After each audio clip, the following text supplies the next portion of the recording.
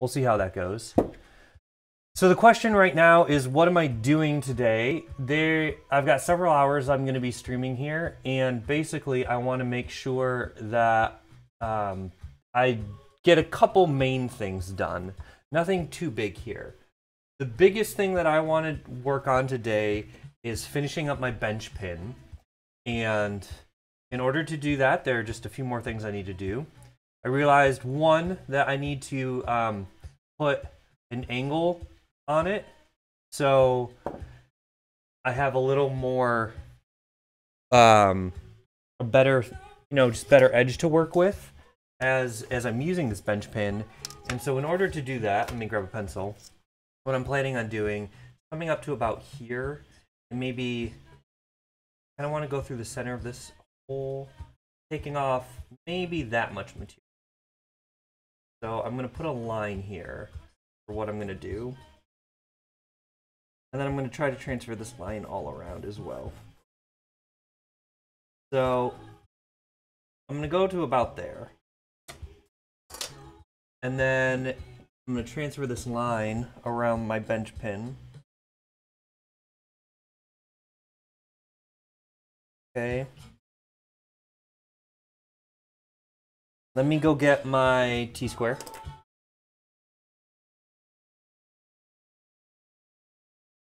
Alright, I'm going to move these chisels. I have them out for a reason. You'll see in a moment.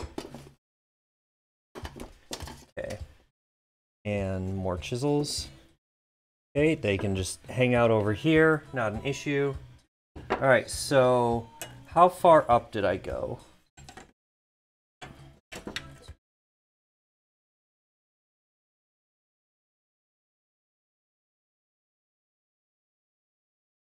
Okay.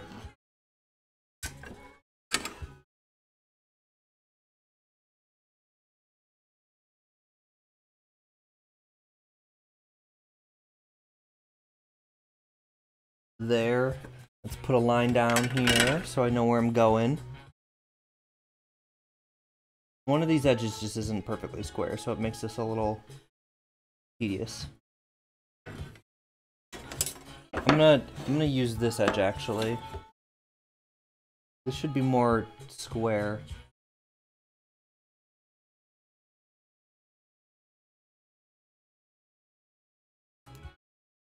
Okay, there we go.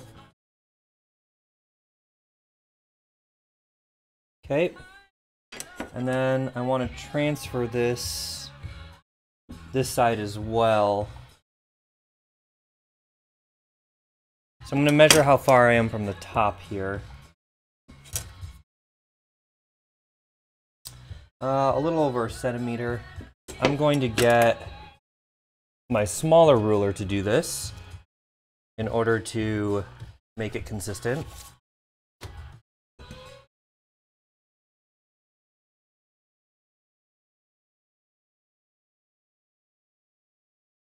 Okay, it's about 11 millimeters. Come over here. Get that nice and against the edge, flush. Find my 11 millimeters. Right there. Okay, that's how far down I'm going to go on this side.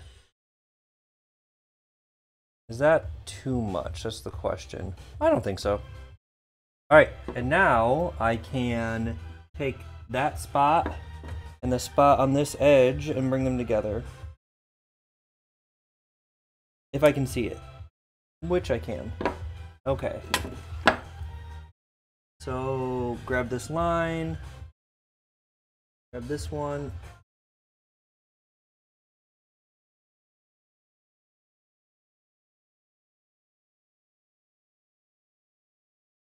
Yeah, that looks good.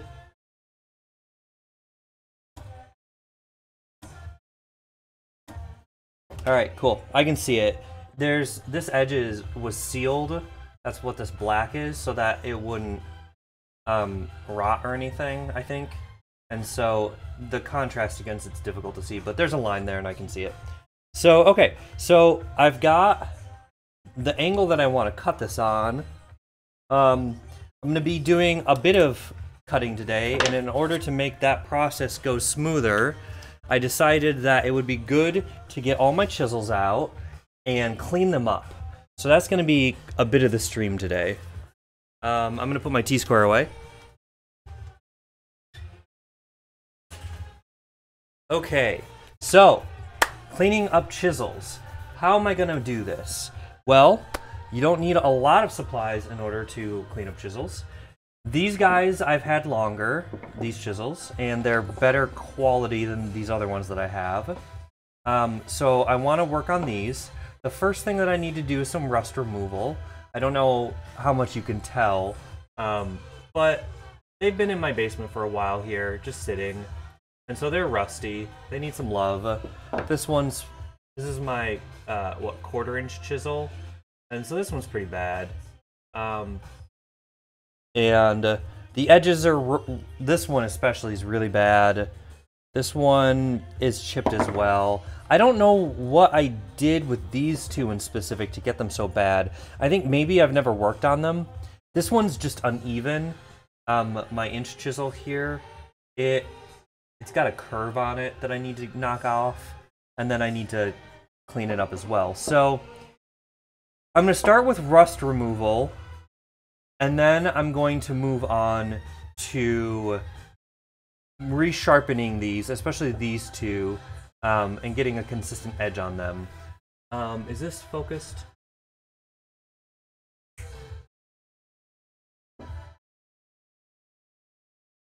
Alright, well that's good enough. So that's what I'm gonna do right now. And in order to do that, I've got some sandpaper here, I've got some water for lubrication, and then I've got some more materials over here.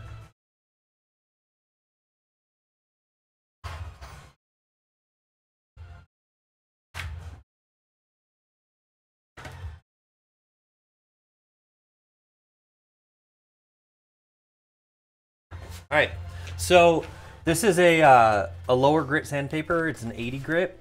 This is what I'm going to use to work on the edges and get them flat once I get to that point. I'm not there yet. First thing I want to do, like I said, is rust removal. I need the right sandpaper.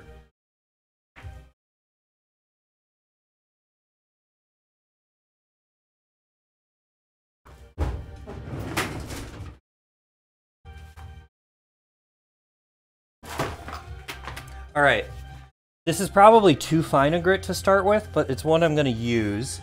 And I'm just going to find a bit of wood to wrap it around in order to give me something to maneuver. And this may be too fine. If it is, whatever.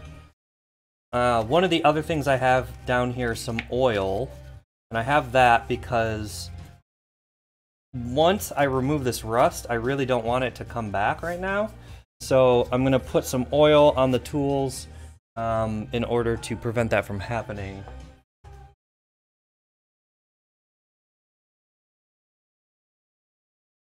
I swear I had tape somewhere.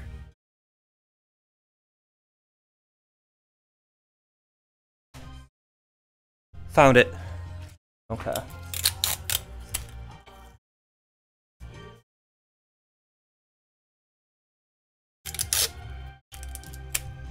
Okay, we're going to tape this up.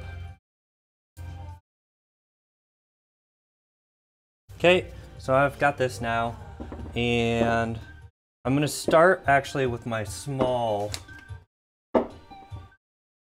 chisel because it's the worst.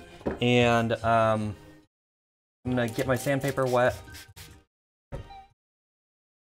I'm actually just going to rub my chisel against the sandpaper right now. And you can already see how much rust is coming off. I'm not pushing too hard, just hard enough. But it's looking so much better already. Let me get a towel and I can show you.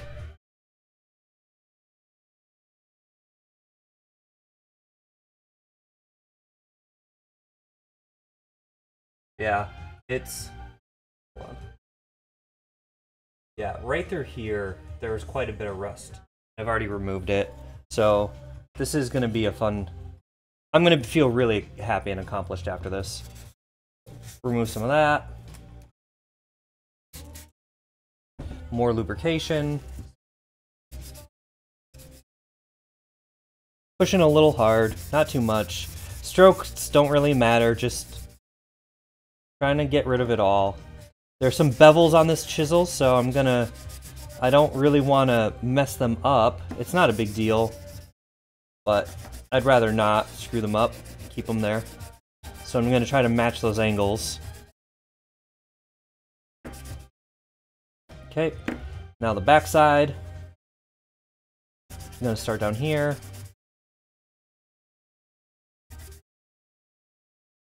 Just work the entire length of this blade. Trying to keep it as flat as possible.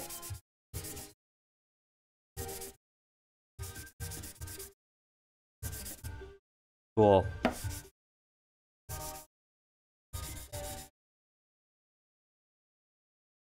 We're just doing some restoration, making stuff look better, so we can use these tools to their full potential. You gotta take care of your tools. If you don't take care of your tools, they won't take care of you. And I've been neglecting these for a while now. Okay, let's remove some of this. Just clean it up. Okay. Alright, more water. Lubricate. This is what a workbench is for, to get dirty.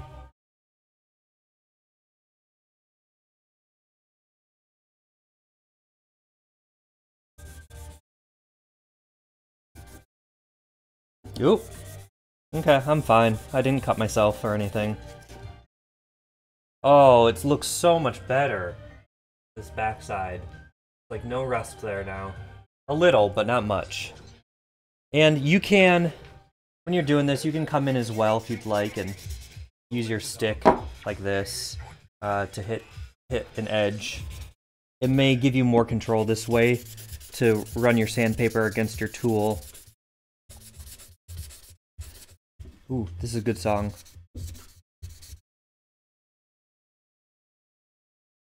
Oh, yeah, get in there. Alright, I'm gonna run it here. Clean up this side.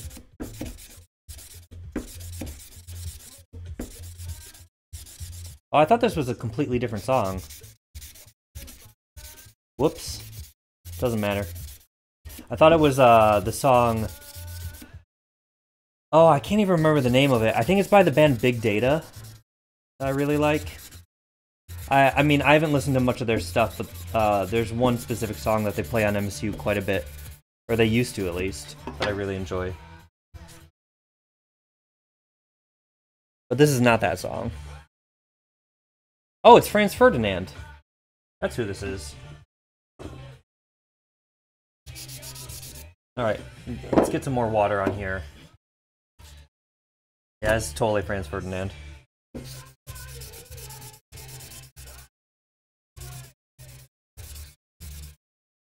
I've always been a Franz Ferdinand fan. Franz Ferdinand, The Hives, Modest Mouse, I feel like they all kind of came into prominence around the same time. I think I like The Hives the most out of that list, but I haven't gone back to their music in quite a while, so I need to revisit them.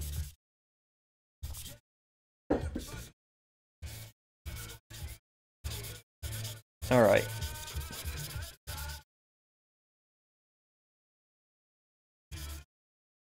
There we go.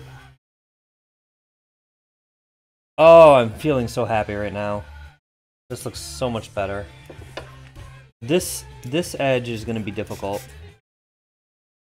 Where this bevel is, basically. Because it's so small.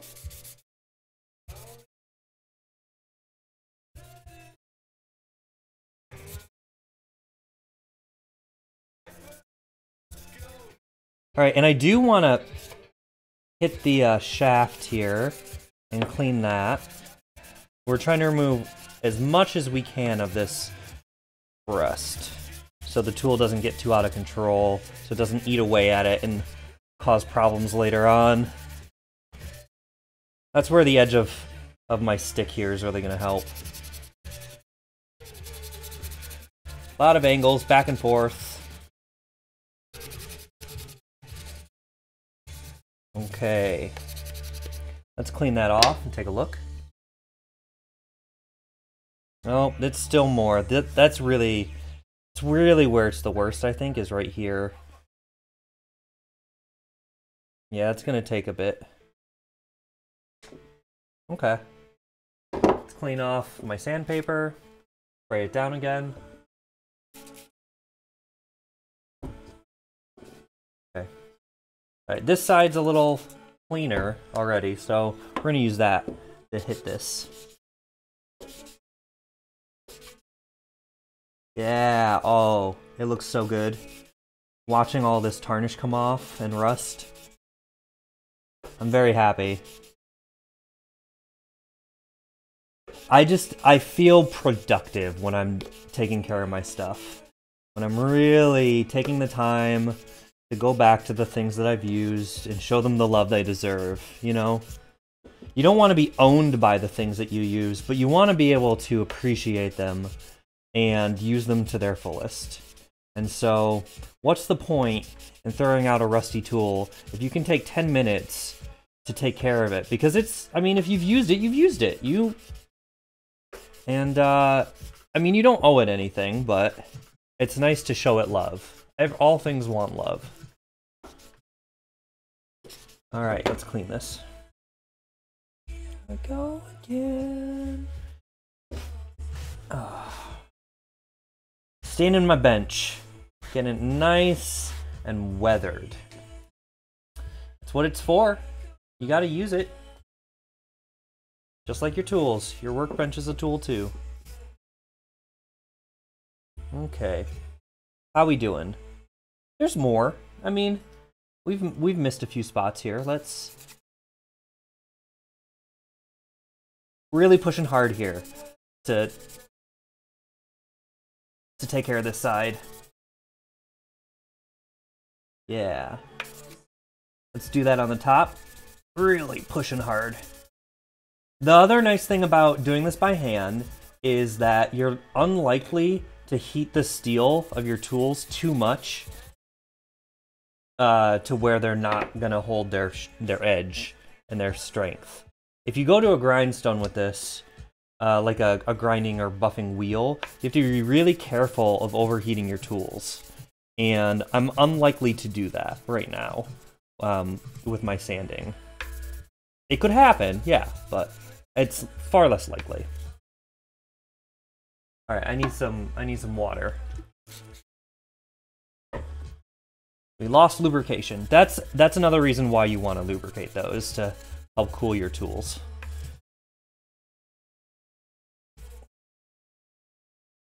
All right, why aren't I getting in there?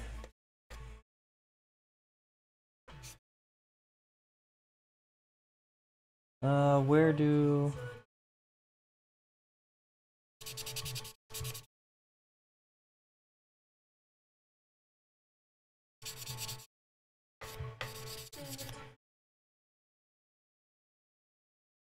Yeah, I get that. Nice and clean.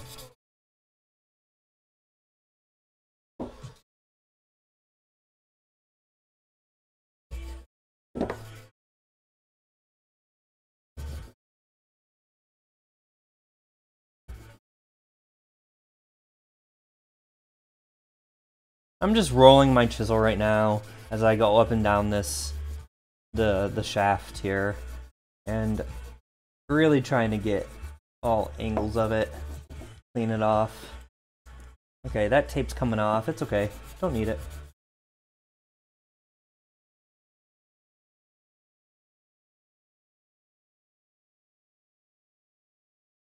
Cool. Progress. Get that face again. The underside of the chisel. Get this edge. Just really trying to clean up every section of it. Get the bevel here, the little chamfer or whatever. Take care of the top.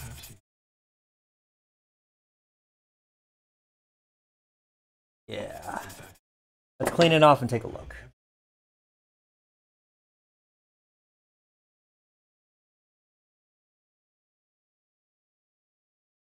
Okay, where are we at? Alright, well, it still needs some work. It's not amazing, but it's a lot better than it was. So, what I want to do is get rid of this final bit there. I haven't taken care of the actual blade yet. There's just a little rust there. Not much.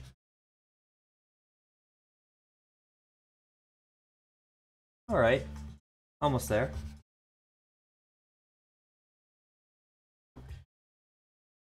That's pretty good. There's one deeper spot really bothering me.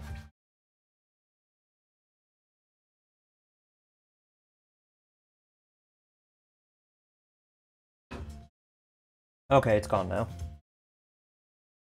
Then right there and there, I still want to clean more.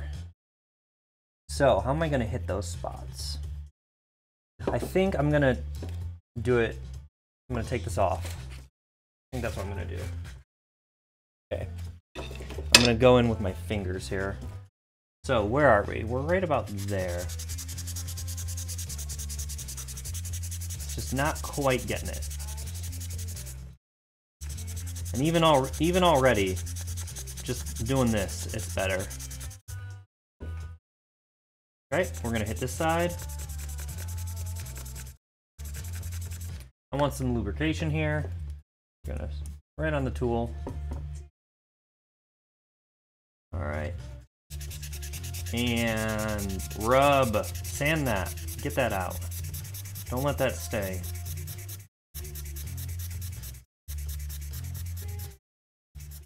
Cool.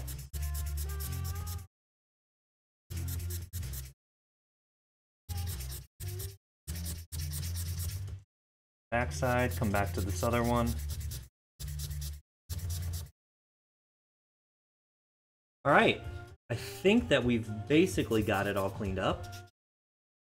Get this edge here. Cool. All right, let's clean it.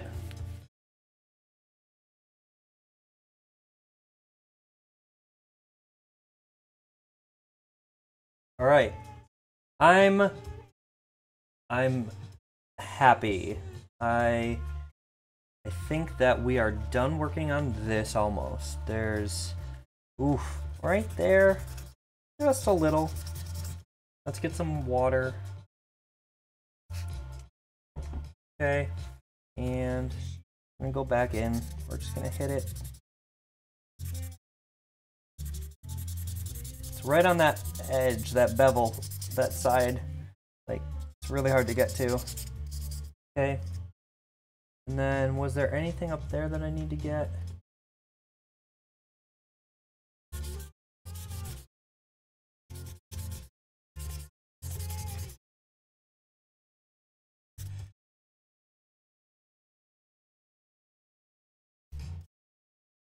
Okay, I'm done. No more work on this one. Put a little oil on it for now, not much, a little. And we'll set it aside before we come back to it and keep working.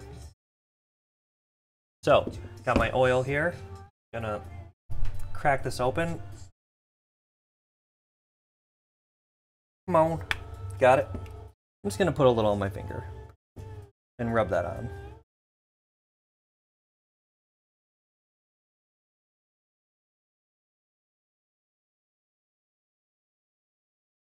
That'll keep anything from any other rust particles from hopefully spreading too much.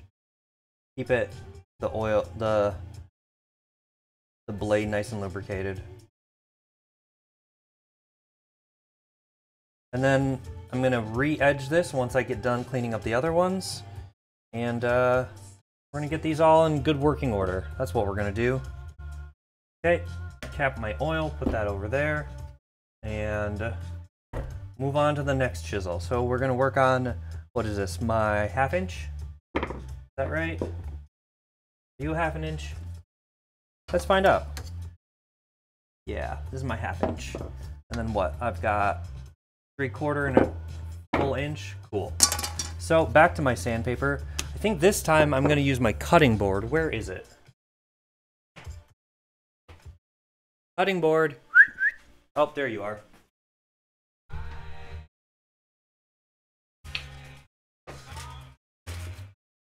Okay.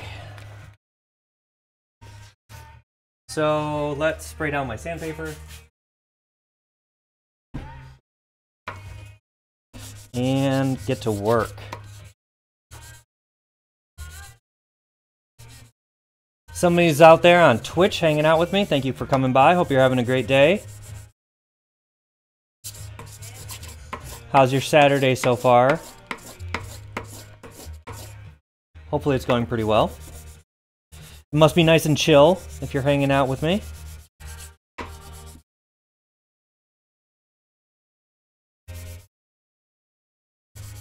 Look at that. Look at that rust come off. Here. Ah, it's gross. Get rid of all that. We don't want that. Here. Clean that off. Wipe off our blade. And keep sanding.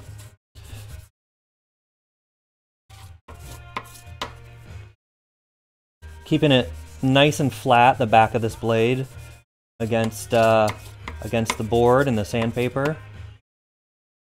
I'm trying to find the angle I want to work at here. Here we go.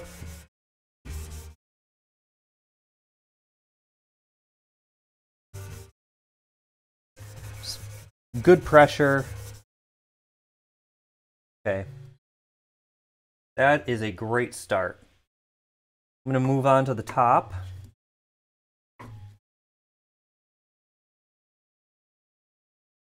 Ooh, yeah, get rid of all that.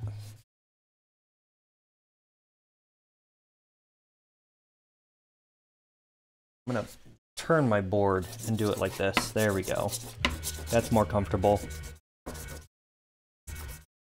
Oh, my sandpaper's tearing. I must have snagged that edge.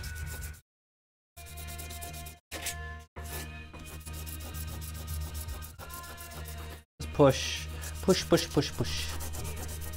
Remove it. Get rid of that rust. Sand it off. Yeah, there we go. Okay, let's hit this angle here. Actually, I'm going to do the side first. There's a little there. Ooh, careful.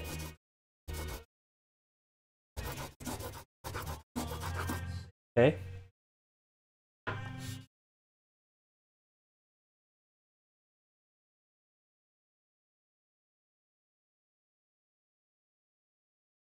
Let's get this. It's not perfect, but it's going. We're gonna get this side too. Get some more lubrication. There we go. I'm gonna work on this angle.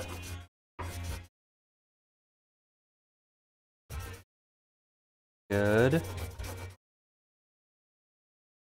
Okay, let's start on this side too. It's hard for me to tell right now if I'm actually on that angle. I think I am. I think it's fine.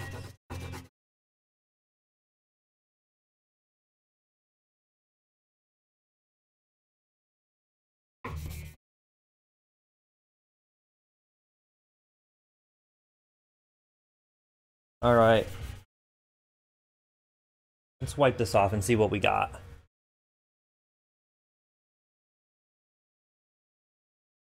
Okay. We've removed quite a bit, but it's not pristine. Let's spray this down. I'm actually going to go in with my hand now and work on this.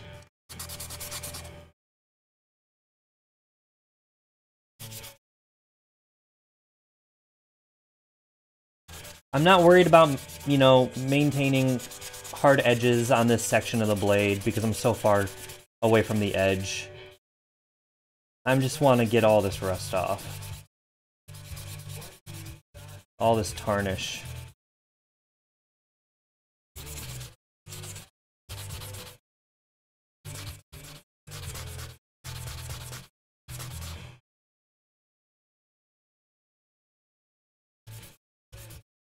Okay, we're just rotating around the edge of the blade, trying to get everything.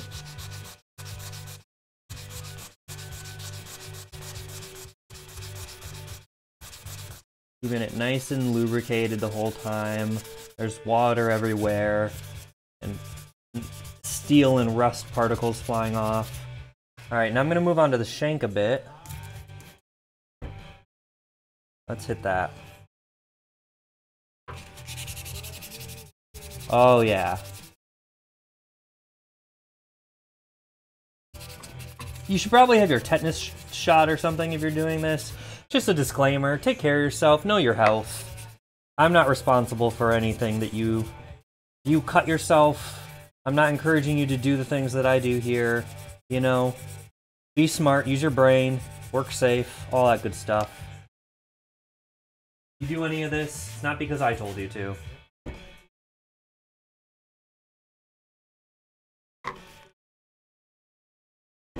Alright, keep going. Don't play with fire, don't do drugs, stay in school, all that good stuff.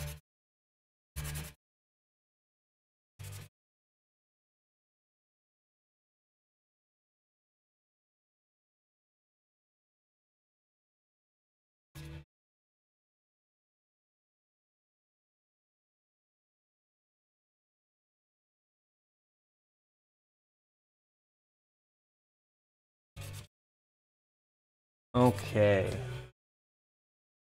Wipe it down again and take a look. So, I mean, there is still a modest amount of straight up rust, but I think most of what's left is tarnish. So, you know, just probably the sweat and salt from my hands as I have used that tool and worked with it, and then not cleaned it essentially afterwards and oiling it, have just caused the edges, the topmost section of the steel, to kind of wear a bit. Not a big deal, but now I'm paying for it, and I'm gonna clean this guy up. Get that tape out of here.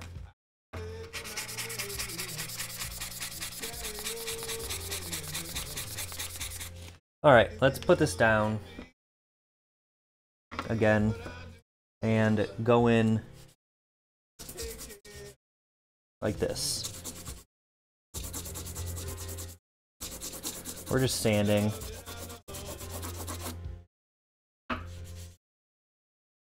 Oh, so much to do. So many things to take care of today.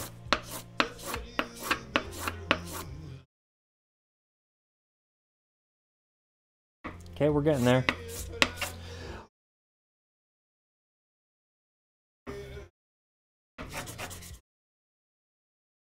There we go.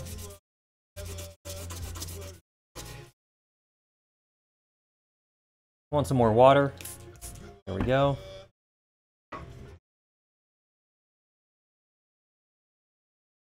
If you wanted to do this yourself and you didn't want to do it by hand, yeah, you could use a grinding wheel. You could use a Dremel with a sanding bit. You just have to make sure you keep things, you know, fairly steady as you're working on them.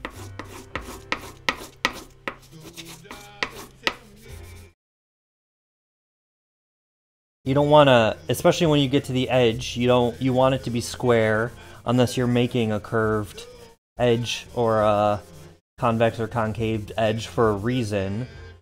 But you want to try to keep things as square as possible otherwise. I'm not working on the edges yet, so I don't need to worry about it. Just cleaning this chisel up. Getting it ready to have an edge again.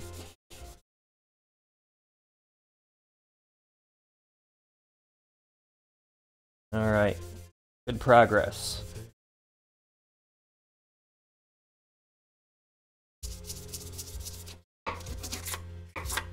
Okay. Wipe it. See what we're dealing with.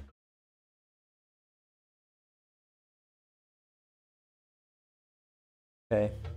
I want to clean the actual blade a bit. Trying to keep it flat here. Putting decent pressure on it.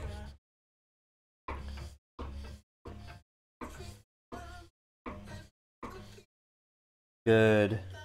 All right, that looks a lot better. Let's keep working on some of these problem areas.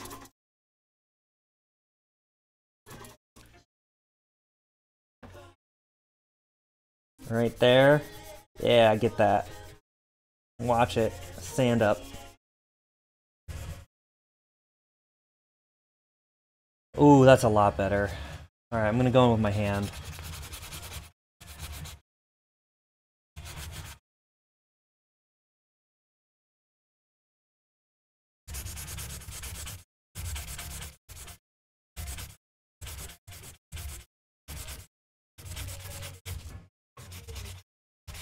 Okay.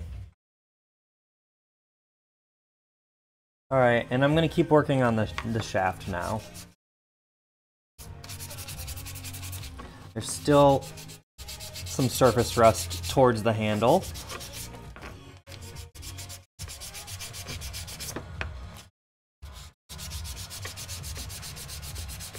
One of the other things you can do is if you've got something tubular that you can use, you can wrap your sandpaper around that, and it can help working on these curved edges. Which I think I want to look for. I don't know if I have anything suitable down here right now, though. An old tool handle could work. What do I have? You could always make something if you really wanted to.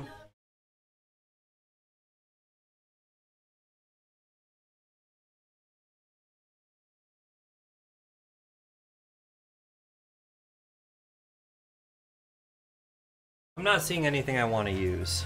So this is what I'm going to do. We're just going to roll this. We're just going to make a pad with it. Here we go. Look at that. Perfect. All right. Now we've got a tube. We can come in like that.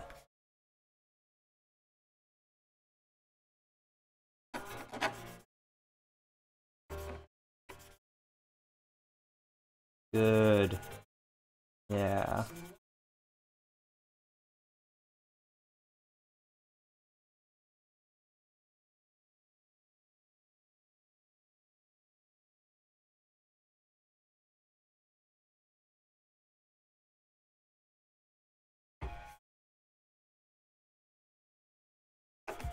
My Twitch viewer left. Oh no. That's okay.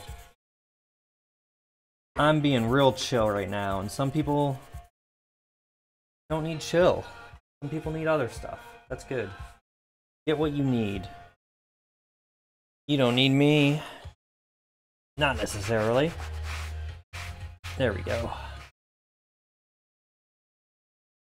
How we doing?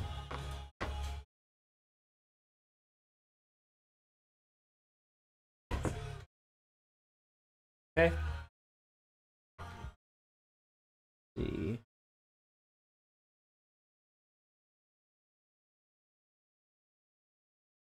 Oh, clean this side. Yeah, I get it.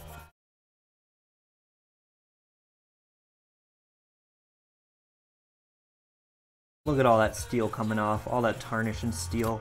Ooh. Okay, didn't hurt myself. That's all that matters. Yep. Looking good. Looking good. This side. Here we go. Well, we're getting there. What about this one? Trying to be really careful not to get too close to the edge when I'm doing this, so I don't accidentally go off and cut myself. You want steady hands and you want to go slowly if you're not sure what you're doing.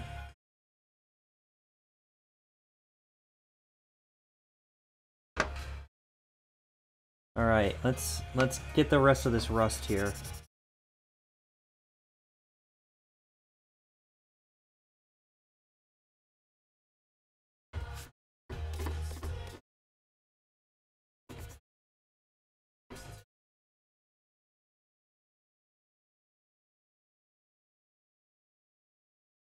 Okay.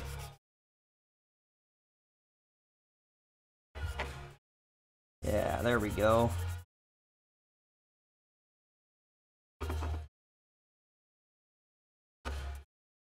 This next chisel is really gonna look gross. It's gonna be a huge transformation. It's probably rust-wise the worst out of all of them that I have down here.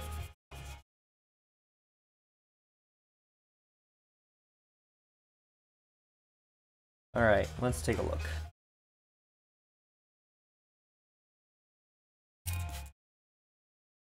Okay, there's still some more there, I can see pretty clearly.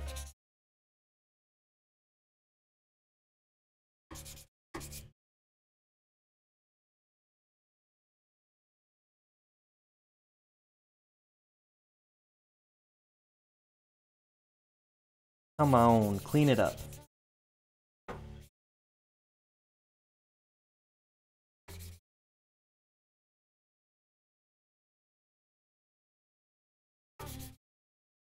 Spray it.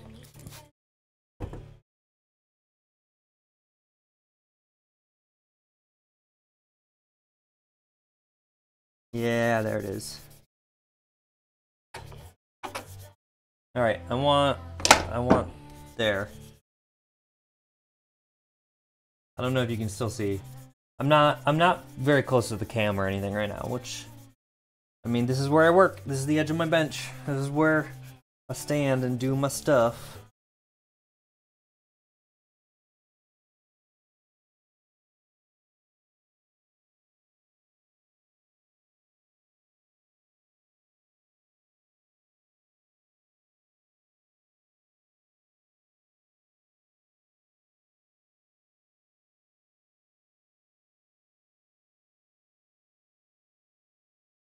Okay. How we doing?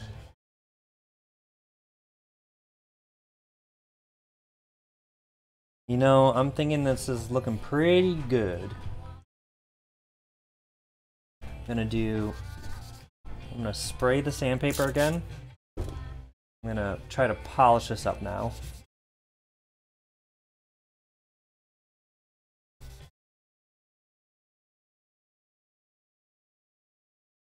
Okay.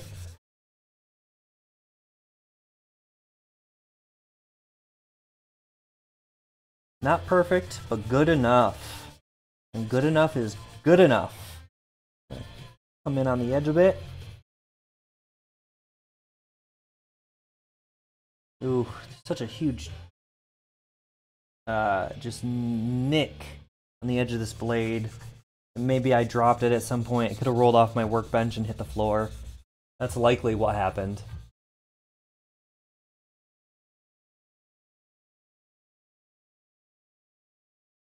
Cool. All right, I'm gonna call this one good for now. I'm gonna get some oil and put it on it and put it aside and work on the next one. So, oil, come here. It's not perfect, but you know, we're not looking for perfection. We're looking for usable. All right.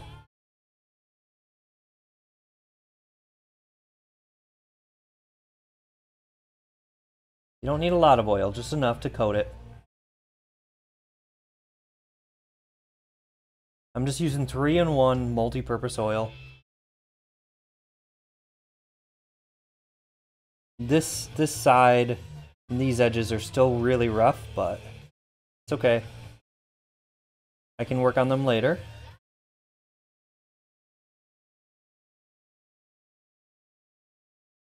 There we go. All right, there's number 2 done, for now at least. So we're gonna put cap on the oil again. This aside. I want to take my very dirty rag here, wipe my board off. All right, let's work on this next one. All right, so here's a look at it. See if I can't focus on it. Quite a bit.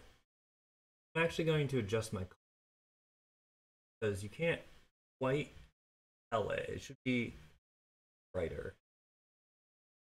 Let's see which. There it is. Okay. We're going to come to properties. I'm going to adjust this.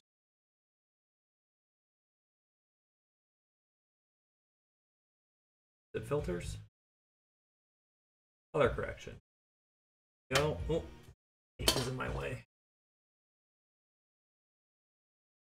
Yeah. Gamma. Increase the contrast a bit. And increase the saturation.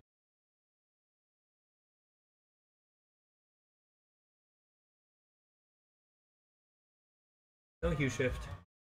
Close. That's a lot better. Yeah. All right, so we got to clean this guy up.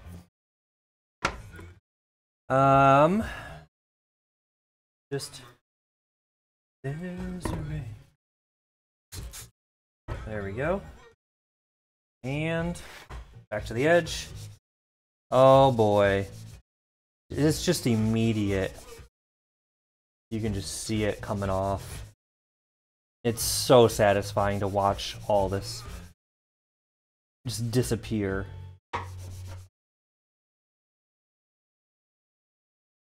Here. All that. That's just rust and water. Why did I let my tools get like this? Ah. That's a bad decision on my part.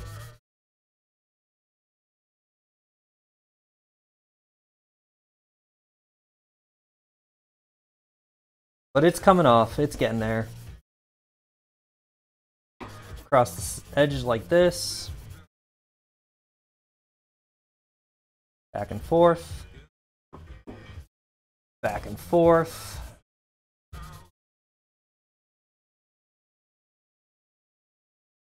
All right.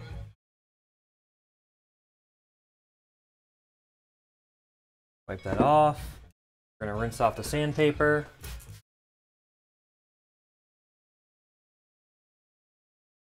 Okay. Nice and lubricated again.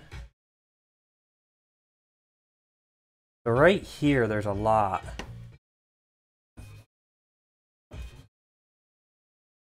Oh, there it goes. There it goes. Oh, getting rid of it. Yep, yep. I think the back of this chisel wasn't very flat, so it's hard to get to a couple of these areas, unfortunately.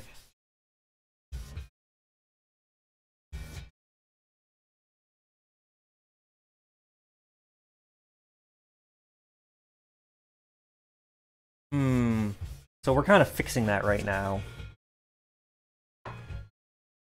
I don't know how to stand because the mic is right here behind me, essentially. So I kind of have to turn my head.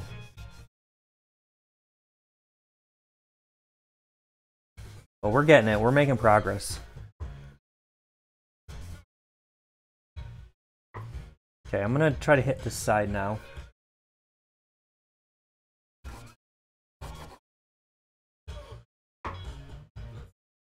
You can really, this one I can really feel that angle on my 3/4 inch here. Back and forth.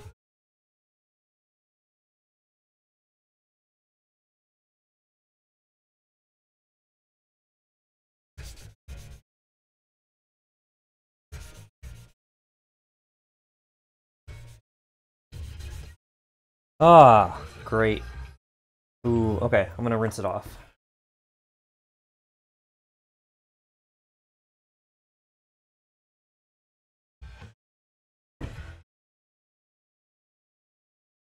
I should wash my hands soon.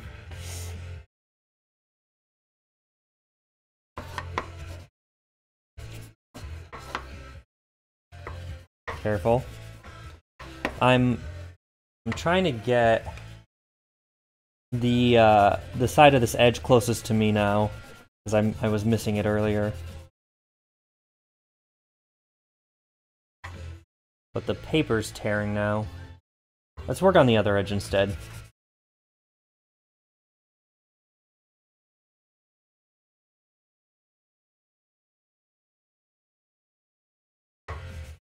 Okay, back and forth.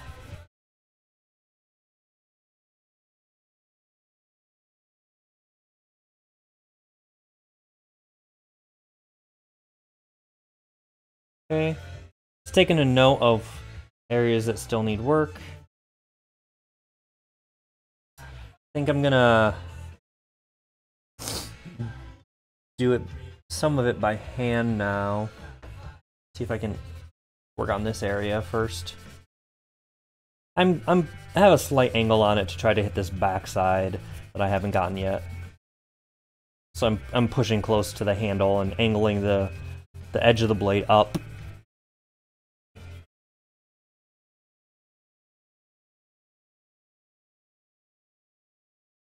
That's better. That's much better. Alright, let's spray this. Let's roll it up. I'm going to actually try to make it a little more cylindrical and tighter.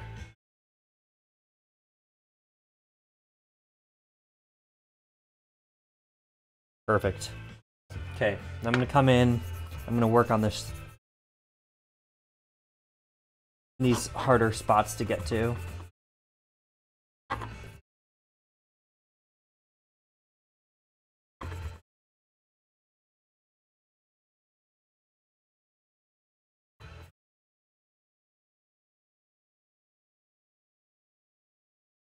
I think I need more lubrication.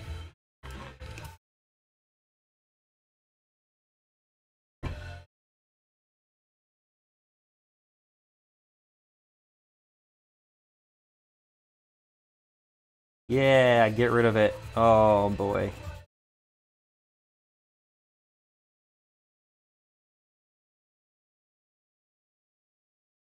Get rid of all this disgusting rust.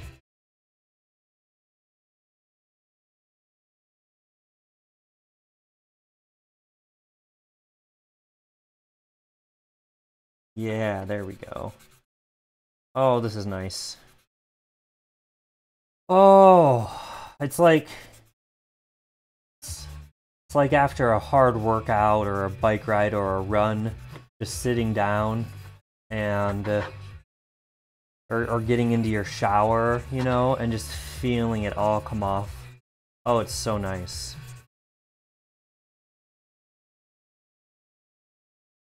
Oh, just get rid of it all.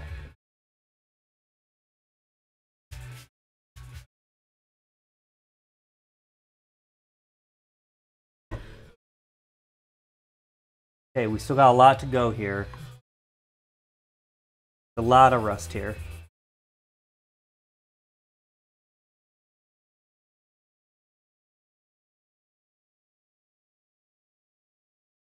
This is a good song. I think it's called The Point. I don't remember who it's by. Hey, it's Jules!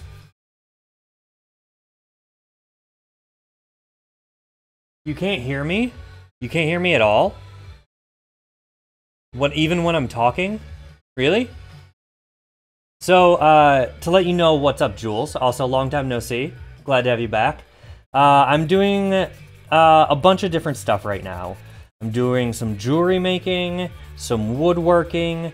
Right now, I am working on cleaning up my chisels because I am making a bench pin, which is a jewelry making tool, and my chisels are not in a good enough state for me to kind of finish that, so I'm trying to clean it up. So it's still cutting out, even right now as I've been talking. Like, you can't hear me. Is that correct?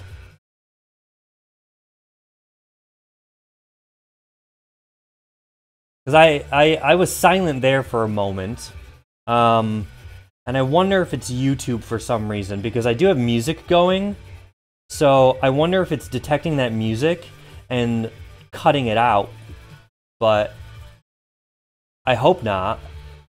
Okay, I'm gonna turn my music down a bit. Maybe that'll stop that cutting out issue. I don't know if it will.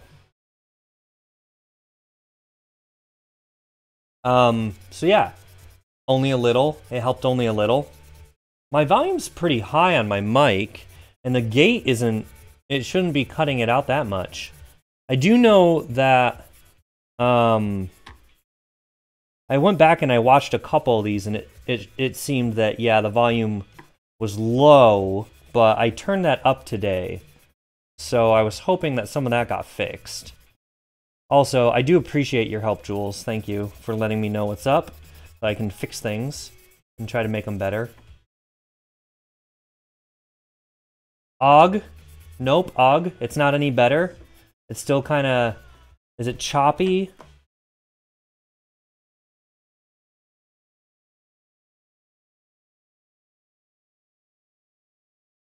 Alright.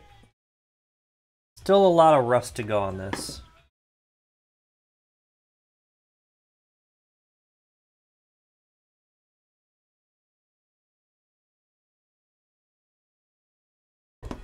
Alright.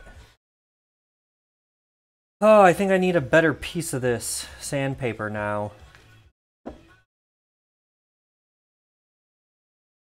I... You gonna be good enough to cut this? Good.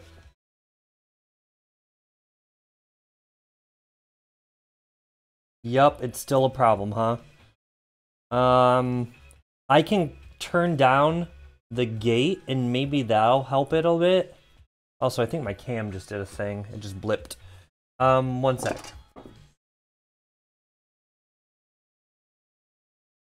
Alright. Filters. It's choppy. Okay. I'm going to... Okay. I'm adjusting the...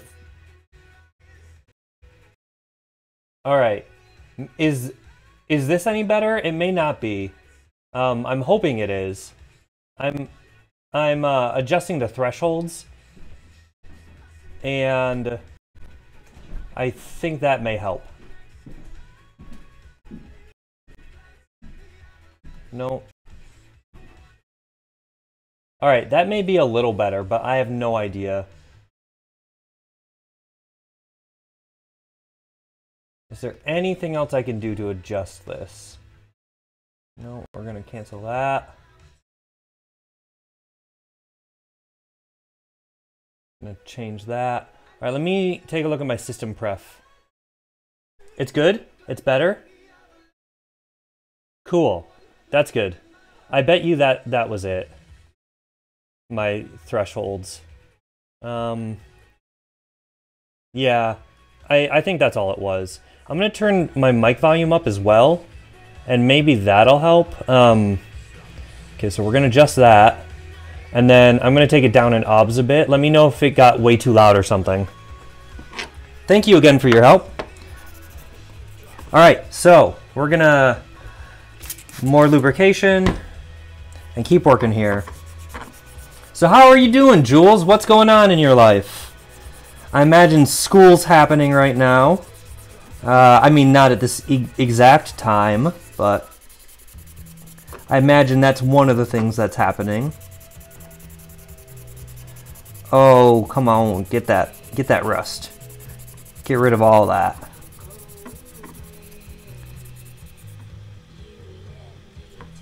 Oh crud, I think my music is being messed up. I do have Discord. Well, not on right now, not on this machine. It's on my other machine.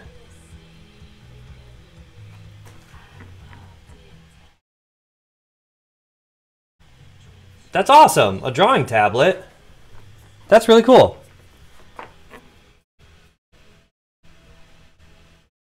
Huh, oh man. I hope that the music I'm listening to doesn't cause a problem right now, because it seems to be keeping the mic awake. and open. And I really need it not to. Otherwise, I could get in trouble. I don't want to get in trouble with the powers that be. You know what I mean? All right, we're going to get that out of here so that the chisel can bite into my table a bit.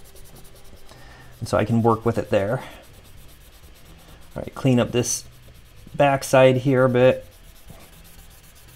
Everybody needs a clean backside. If you don't have clean backside, it'll make other people not want to do things. I don't know, you know, like go to amusement parks. They won't want to go to amusement parks if you don't have a clean backside. That's just the way it is. That's life. You know what I mean. I can do that, just not at this time. Are you playing any games right now? Oh, there we go. Getting it, getting it. Ooh, yeah. Oh, this is getting better.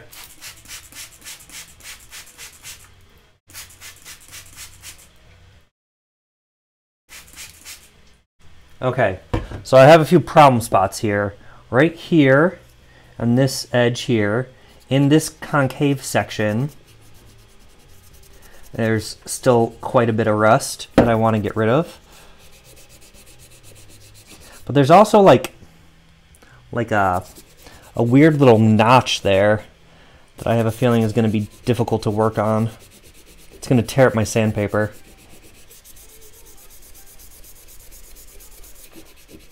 All right, I'm going to get this edge here. Try to clean all that out. Twitch chat, your Discord number and name? Cool. Go ahead and do that. I can see it there, like in a Twitch message. That is a good idea.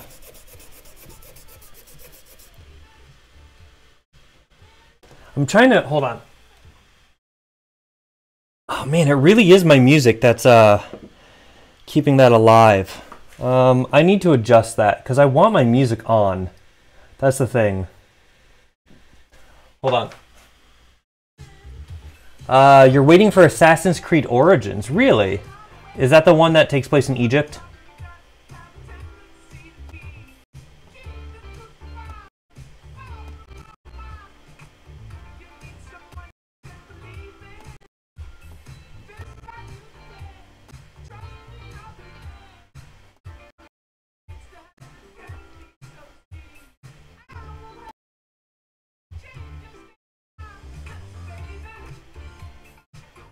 All right, hold on.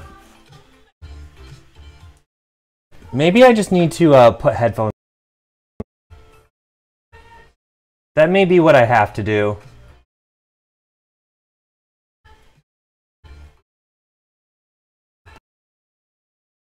All right, so I'm testing it, and hopefully the audio is okay. Let me know.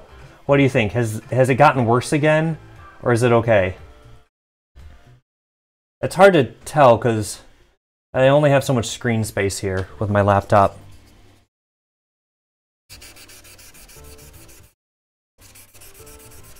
So hopefully it's not too choppy, but it may be kind of choppy again, and I hope that's not the case.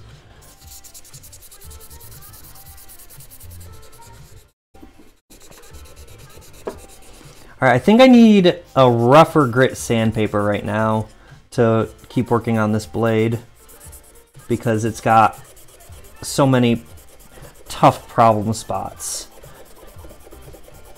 So what do I have available to me? That's 180. Let's try this 400 grit that I have. That's gonna be really rough.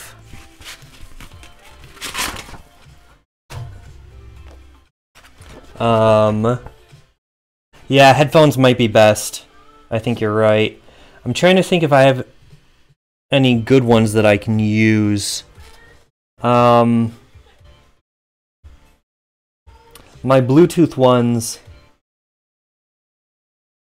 are probably not charged up. I can go get them and test them out and try to use those, but they may not have a charge. So give me 1 second and I will be right back. I'm gonna mute the mic while I'm gone.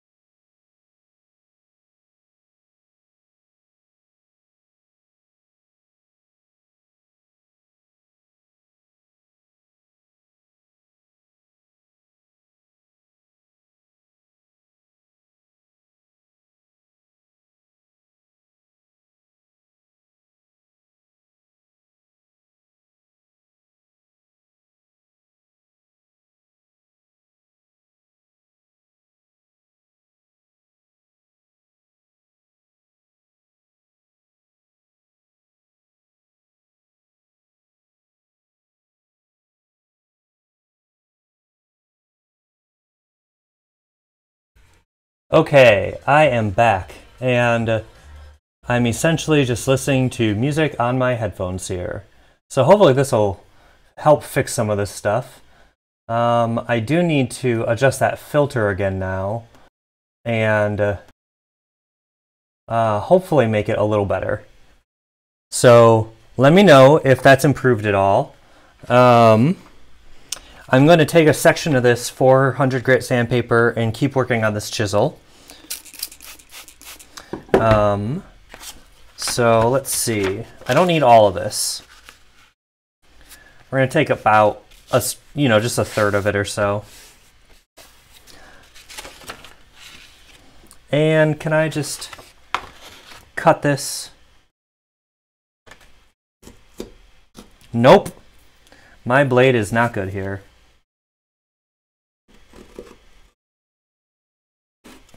There we go, that's better.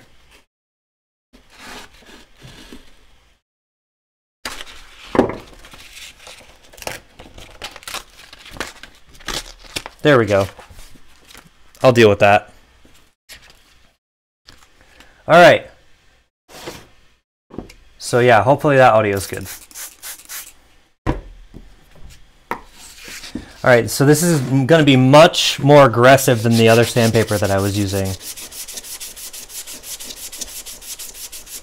So it's going to remove more material off of the steel of this chisel. Okay, I was also testing to see if the microphone was going to pick up the audio from my headphones.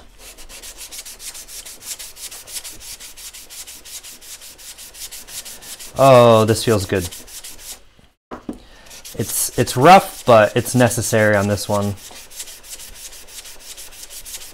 We'll start on the 400 grit on the next chisel as well in order to remove the rust more quickly. In fact, I may move on to the next chisel before I keep working on the shank right there. All right, somebody is hanging out on Twitch. Thank you for coming by. Hope you're doing well. That may just be Jules over on Twitch. I'm not sure. All right, let's get this edge.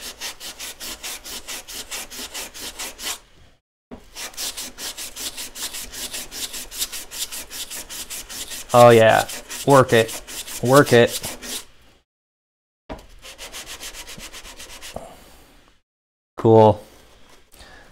This feels good.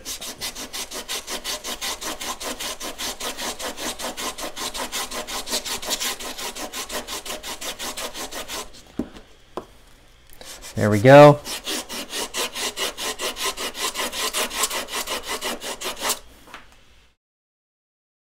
Darn, there's still a lot right on this edge here, but it's gonna really tear up the sandpaper.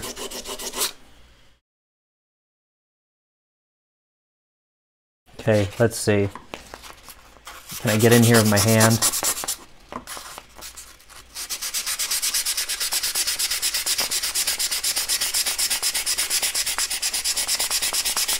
Yeah.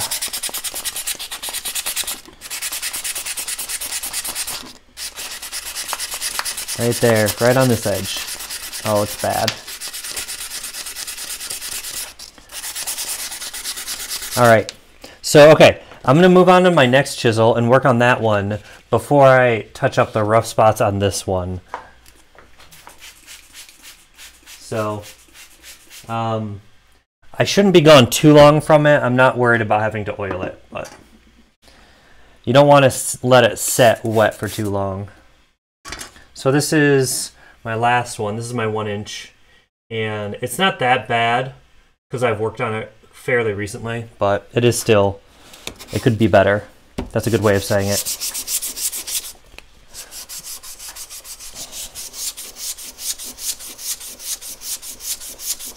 Yeah, there's not nearly as much rust on this one. At least not the blade portion of it.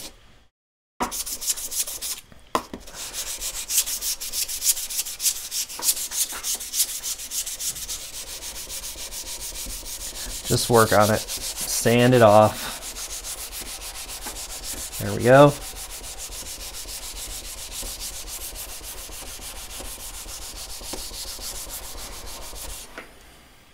Yeah, it's feeling good. It's looking good. I'm happy.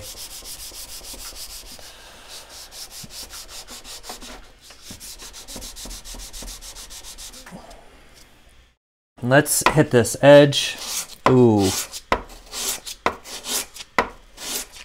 I really feel that. Here. This edge is curling up a lot. We're going to push right there. Bring this closer and keep going. Oh, slipping. We're slipping. All that moisture, all that water and lubrication. It's doing its job. Okay, that's better. I can just feel such a huge difference from this edge that was really rough, and how smooth it is now compared to this edge that's still really rough.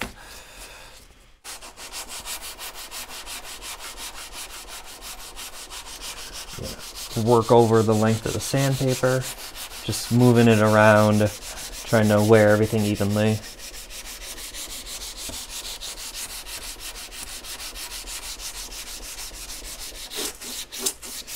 Okay, here we go.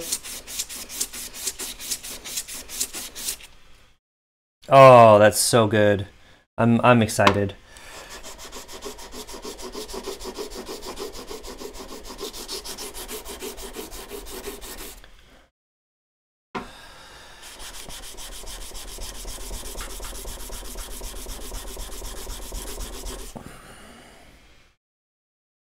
Oh yeah.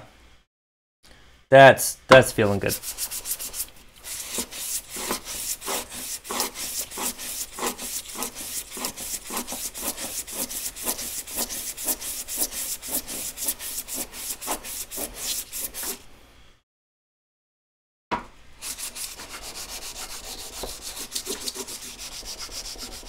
Okay, it's almost time to roll this sandpaper up and go at it by hand, I think.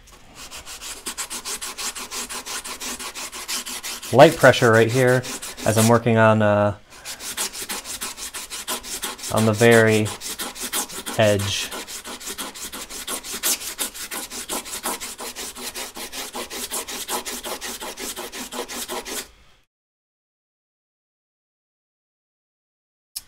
Yeah, it's not coming off very much.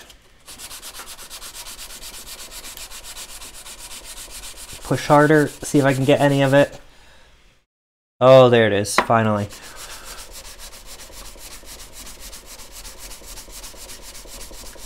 Yeah. Oh, good. That's a lot better. Same thing on the other side. Push. Work on it. Clean it up.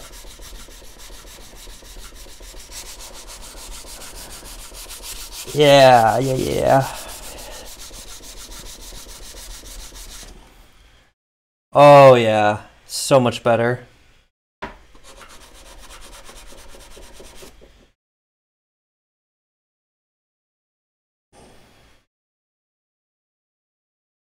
All right, so we need to get right here still.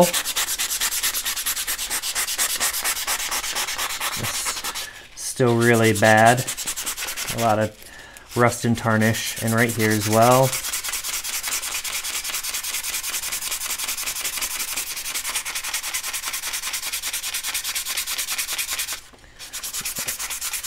Work on it, get it out.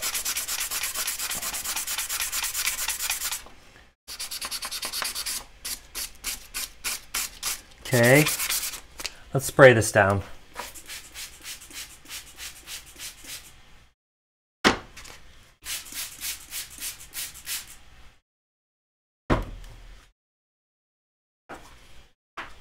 Okay, that's good. Yeah. Good. Okay, I really do need to roll this up now, I think, to get the rest of these edges. Okay, fold that over.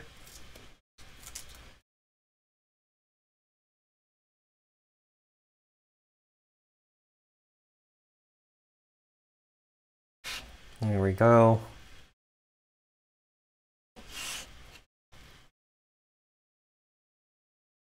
Okay, let's get to these hard to reach spots now.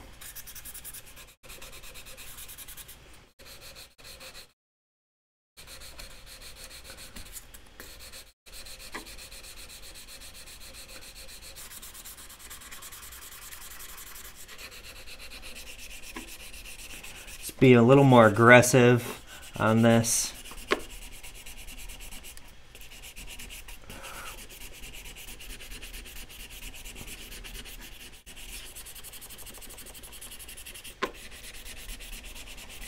Cool.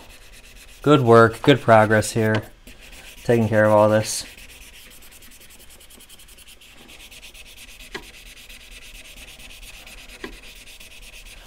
Let's see, how long have I been going? Almost an hour and a half? Okay, that's good. That's good.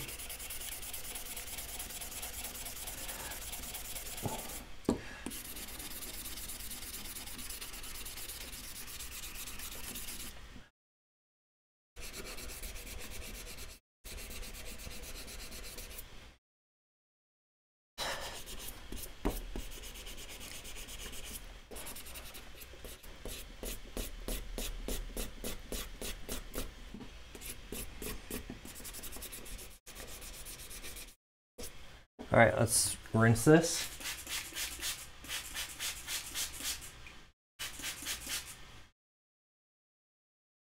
Okay, that's good. Not done, but good. We're gonna turn this around, spray it, spray this. Oh yeah. I don't know if you can see it, all that right in there. Yeah, I need to work on that.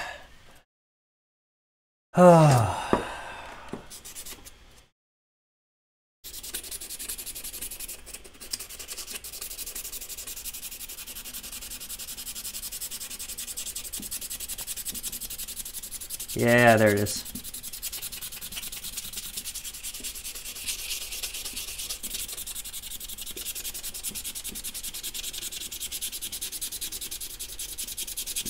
Oh yeah. We're getting all that off here.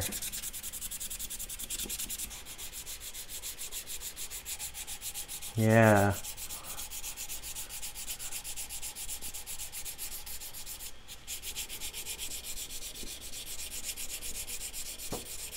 Let's rinse it off and see what we got.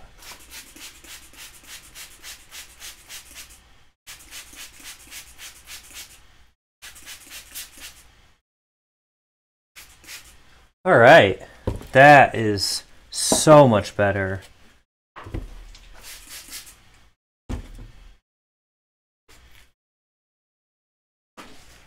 Awesome. Roll this back up.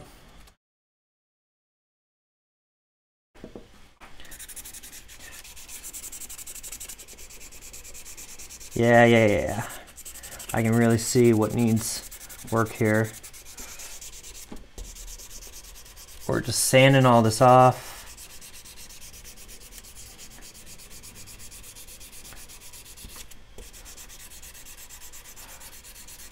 Okay, rotate a bit.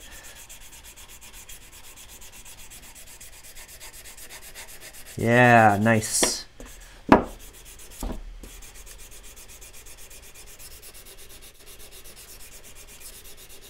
Ooh, I'm hearing a funky bass line and I really dig it. It's slow. It could be funkier, you know, but it's still good. Once again, if you want to listen to what I'm listening to, it's Impact 88.9 is the MSU radio station.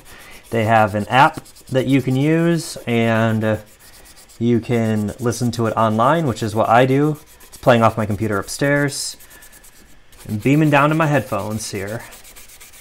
I do not work for MSU. I'm not affiliated with them at all. I like their radio station. I like the music that they play. For the most part, they've been playing some crap, not, I don't know, some stuff that I wouldn't listen to, but for the most part, I'm a fan.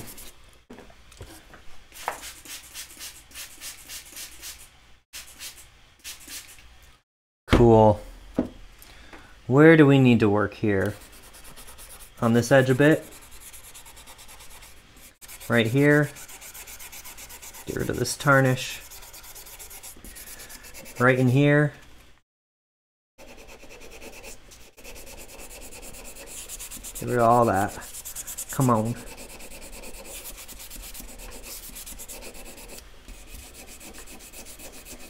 I've never heard this song.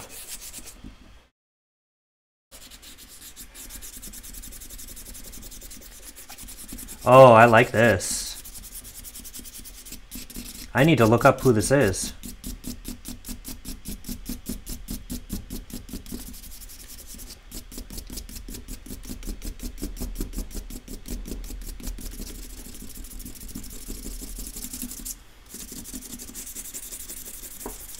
Yeah, work it. Being really aggressive here. And still being careful, not letting our hand get close to the blade, you know, still being controlled.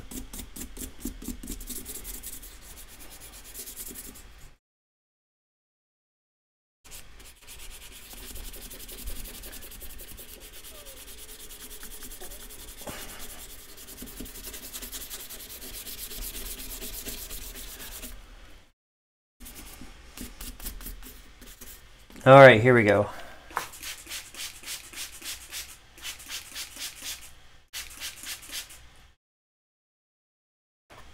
Okay.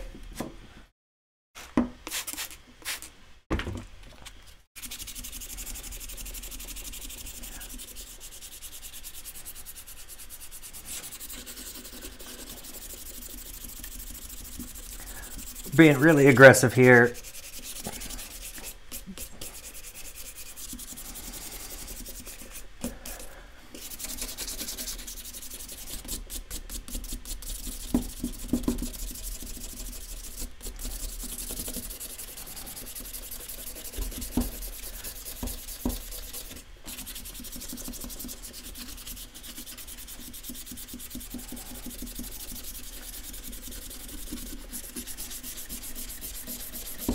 Yeah, remove it. Get rid of that tarnish.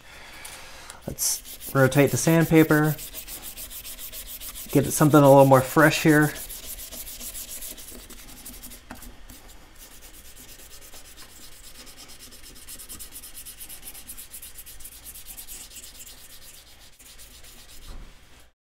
All right.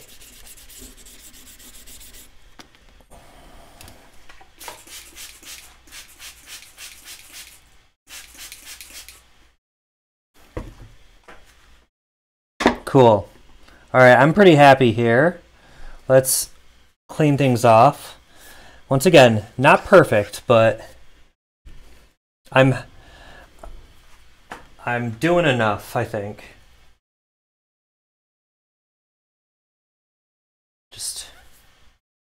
All right.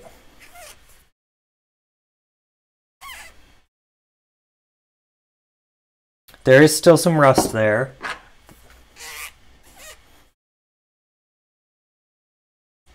Okay, cleaning this one. Trying to get an idea if there really is a spot that I need to hit again. Let's we're gonna lay this out. We're gonna go across the blade a bit, not much, just a bit. There's some marks there. Surface rust forms so quickly, especially when the piece has already been rusty, because, you know, if you don't clean it all off, it just kind of spreads.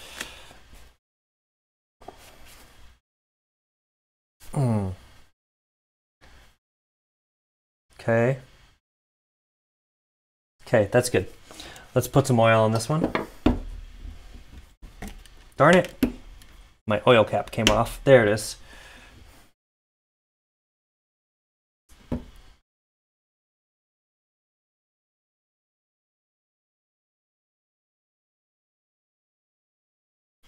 Yeah, there it is.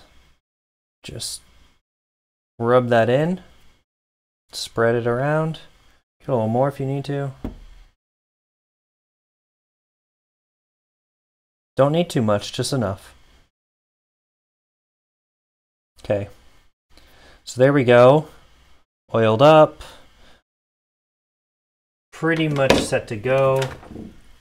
Let's get this one. And then I have to decide which one I want to sharpen, which ones I want to use. I'm going to be, let's see, I need to measure them against the width of this board, essentially. It looks like it's about 3/4 inch. So I think I know which one to use on that. Start with.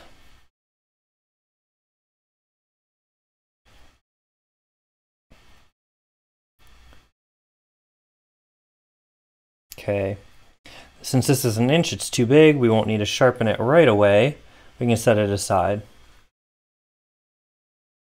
Let's take a look at the ones we did first, though, see if they look okay.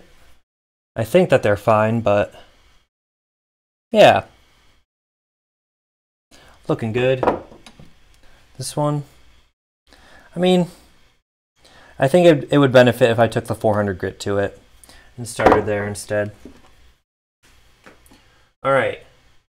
So yeah, so this is this board that I'm going to be using on my bench pin here. It is wider than my 3/4 inch blade, chisel, which is fine. This blade's in a good spot in terms of sharpness though, so I think this is what we're gonna sharpen up here and use. It's gonna be the easiest to work with. And in order to do that, you basically need the same materials that we've been using: water, sandpaper, and a really flat surface. I have hones as well that I can use. But first I'm going to use this sandpaper. And my goal here is to work on the edge here, get it square. I'm seeing the oil come off that I just put on, which is fine. Having the flat surface will help ensure that you get a square edge. And I'm going to go really up high here to take that edge down a bit. It's going to leave a burr on one side, and when I feel that burr, I think I'll be good. I can feel it already, just a little bit. One way you can help track your progress, in case you're doing this, is you can take a marker, a Sharpie or something, and you can just color across this edge, and it'll let you know when you've worn through an area and taken care of it. All right, so we're just gonna put a line there on the edge of my blade. You can see it. And that'll help me know when I've gotten that flat across the entire length. And it shouldn't take long. Like, already I see it.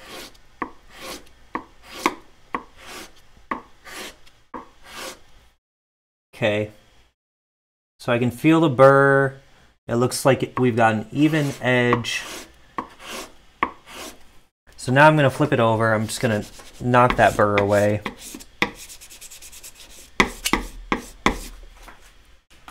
Good.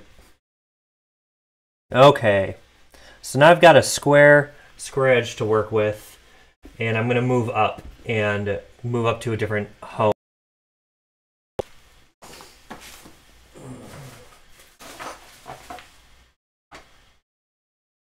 $220.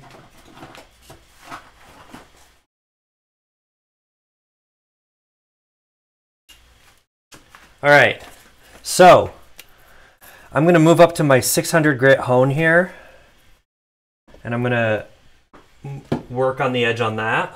We're going to get rid of this cutting board because I don't need it. We're going to lubricate our hone. One of the things you may need to do when you're working with this is you want to make sure your hone is flat as well. So we can do that by laying a grid down it.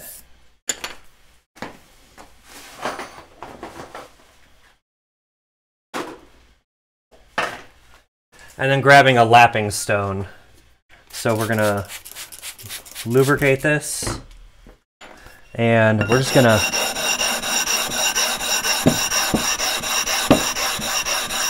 you want a lot of lubrication though, and this is gonna wear away any unevenness on the hone and give us a flat surface.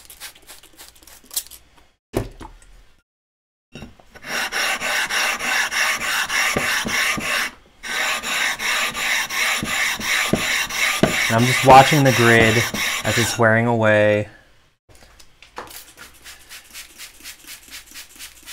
It's better to do this, I say, under running water, but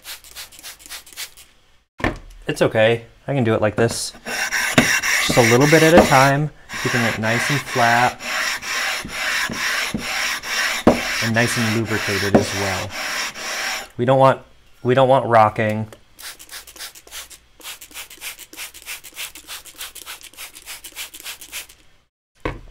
All right.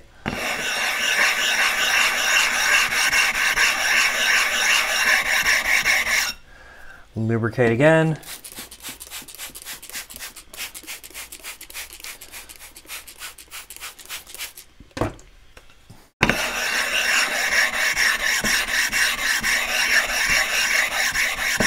All right, I'm gonna call that good. I think it's flat enough. I've still got a bit of an edge here on these corners, but that's not a big deal. All right, so we're gonna take our chisel, we're gonna go to the hone, and we're just gonna put the edge down.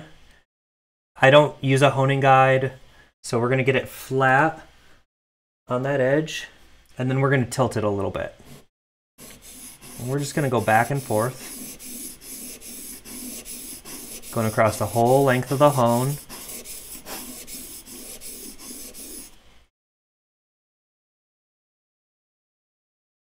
Okay, putting a little too much pressure on one side.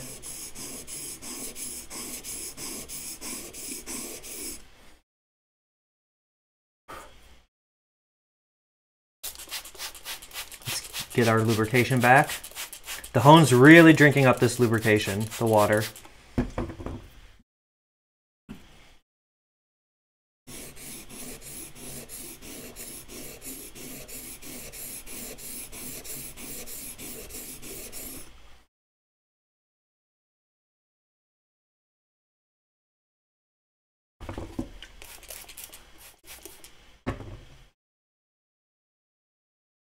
Okay, checking for a burr, got it. Okay.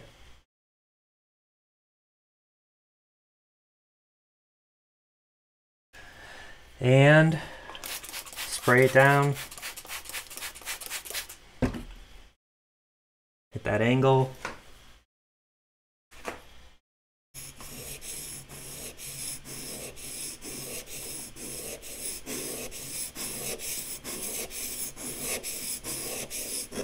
Oh, I just gouged my stone.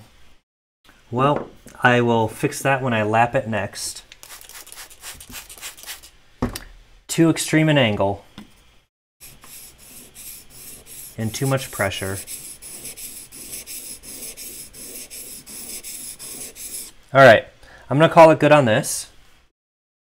And we're gonna move on to another hone.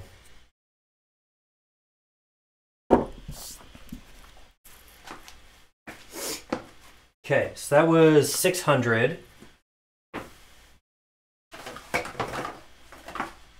220.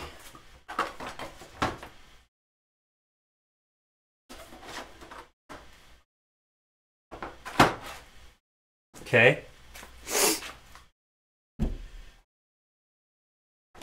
I'm going to use some sandpaper on this next one.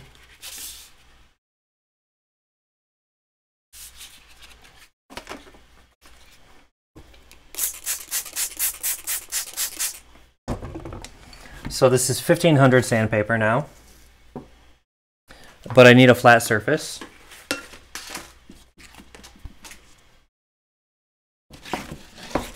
Okay.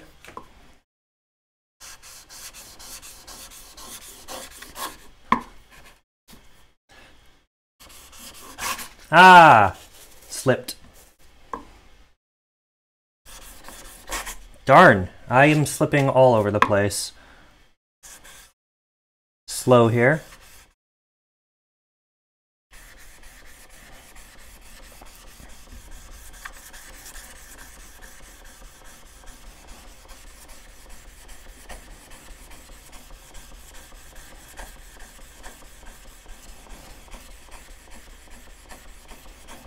Okay, let's take a look.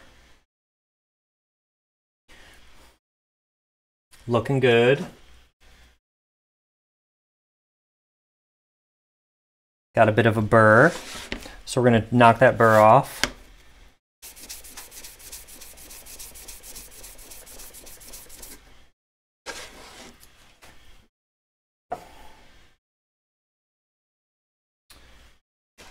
Hold on.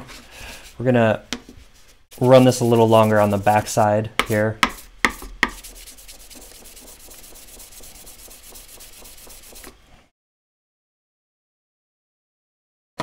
Good. That looks a lot better. We're just polishing that up a bit, removing some steel.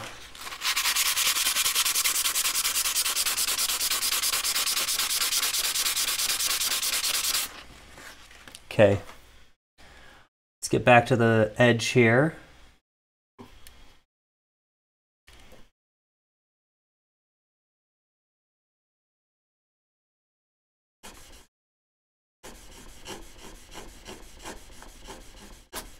Okay.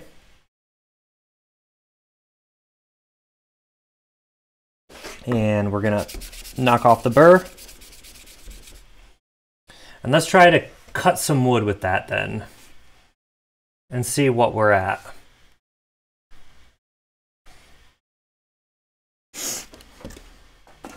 All right, I don't want to use my piece that I'm actually going to be working on.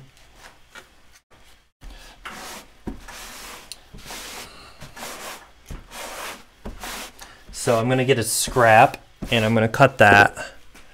So here's the other bench pin that I've been working on that broke off. I'm going to cut that.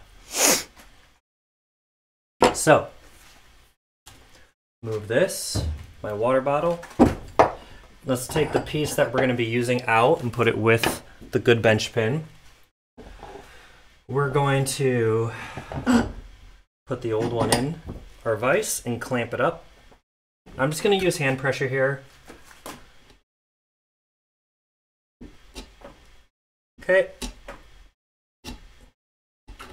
I think we're okay here in terms of sharpness. It's cutting in pretty well. And we're going against end grain.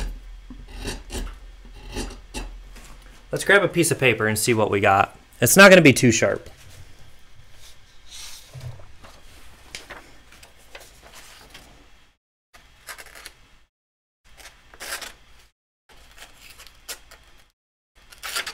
It's tearing more than it's cutting, but it is cutting.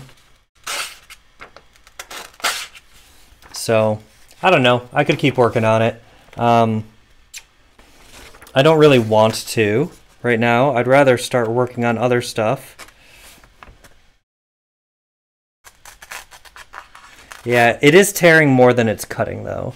So I could keep working on that and really sharpen it up more if I wanted to. Well, I think I'm getting the results I want right now anyways. So, like... yeah, this pin is, you know, this edge is cutting really well for what I need it to do. And we're cutting against end grain of this, I think it's mahogany that I'm actually cutting right now. Some scrap that I had.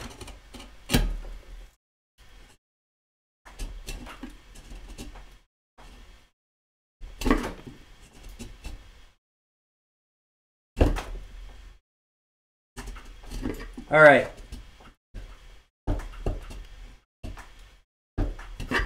I'm gonna call that good then. So here's what we need to do in order to use this and do our cut.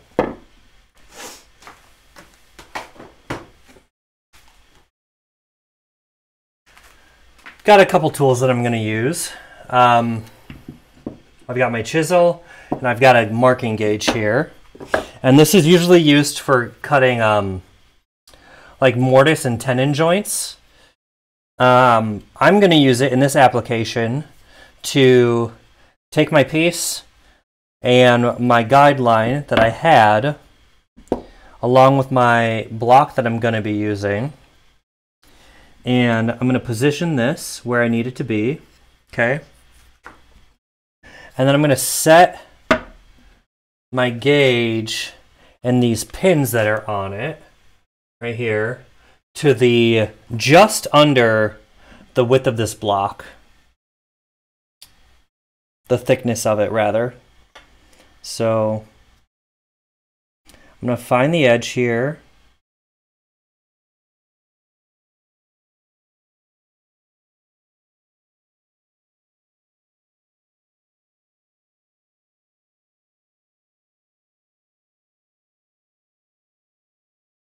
Okay. So I've got that, and then I'm gonna find where this pin goes.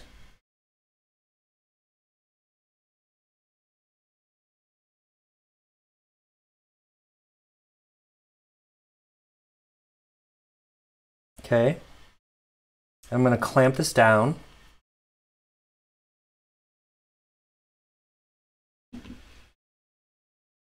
And I'm just going to push and run this across the face of this block now.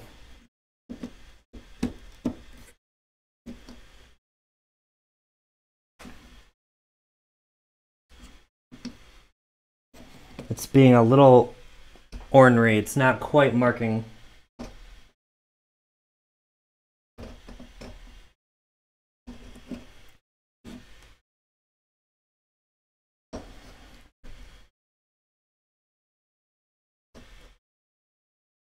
What are we dealing with here?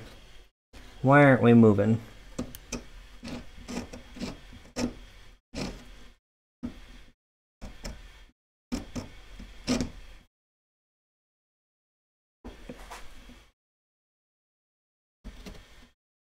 I think this one pin is taller than the other one, and that's why it's not doing what I need it to.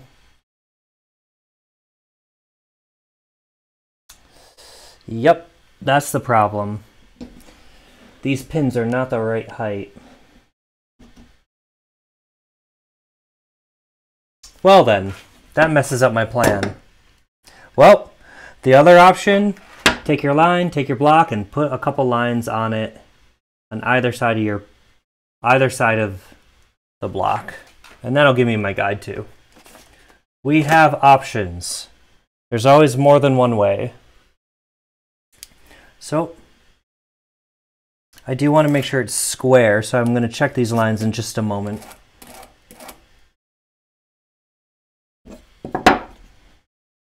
Okay. Grab my T-square. Somebody is back over on Twitch. Let me know how bad my audio is, if it's choppy or coming in well. I appreciate any help you give me.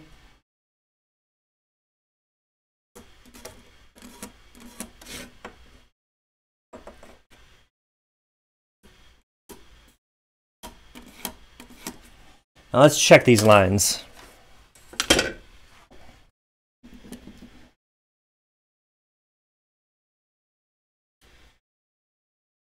Yeah, that looks good. All right, so there's my guide. That's where I need to chop. And I should probably put a depth on this as well. So I don't want to go in too far. Let's use this side.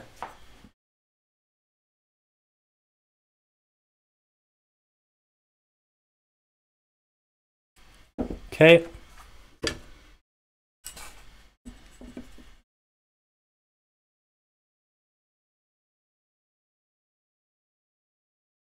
That is not even.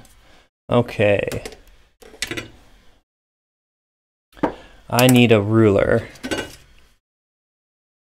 Here we go. I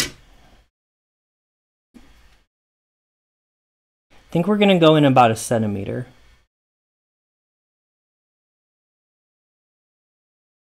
From the edge of our piece. Okay. Hold on, I need a mark on the edge here. Okay, find my centimeter line. All right, so that's the depth I'm going to cut to. Now I am worried about some cracks in this board that I'm seeing come out. We'll see what happens as I cut. Okay, now this edge.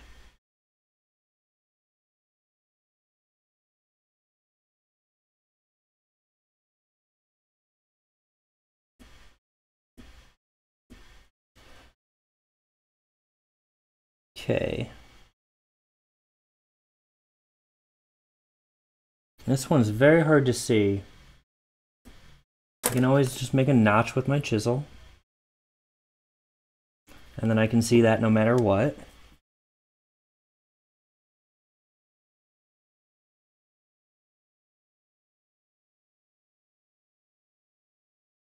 Okay.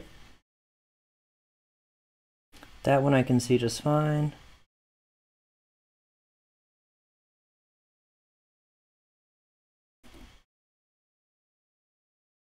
There we go. So we've got our lines basically.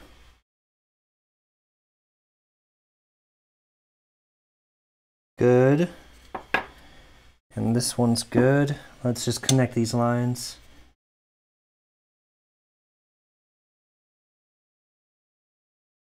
Okay.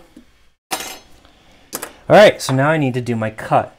I'm debating how I want to do it. I think what I'm gonna do is come in with my saw and cut down to my depth and then cut it out with my chisel. I think that's what I'm gonna do. So let's get my saw.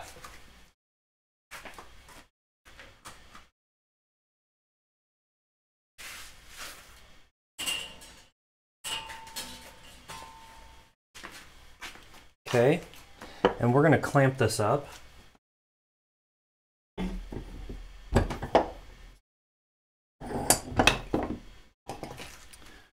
Put my saw down momentarily here.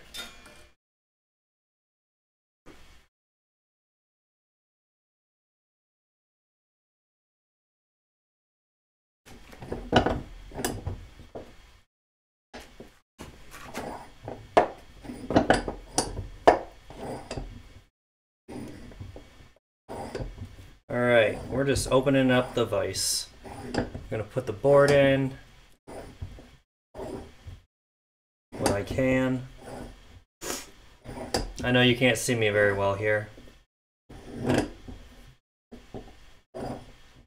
I will make amends to that in just a moment. Okay, I want to be kind of gentle here clamping this.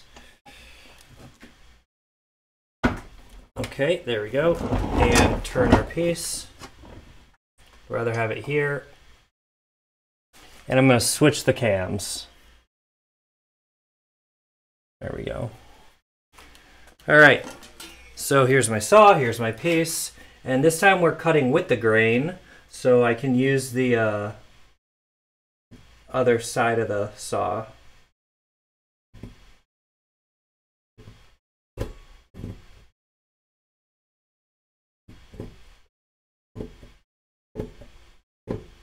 All right, having difficulty getting this started. Well, we're just gonna flip it over then and see if we can get started this way.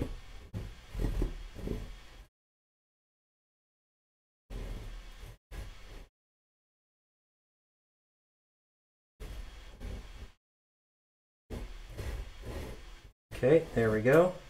Oop, wandered a bit.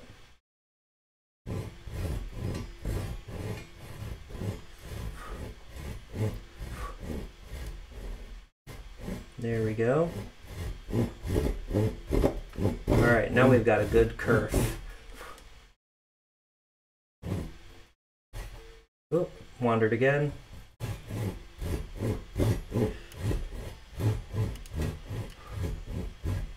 I'm watching my line on the edge there.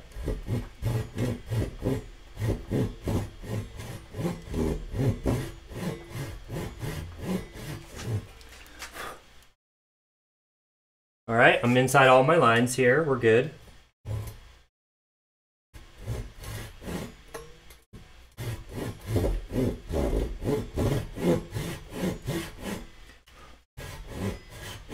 All right, angle here.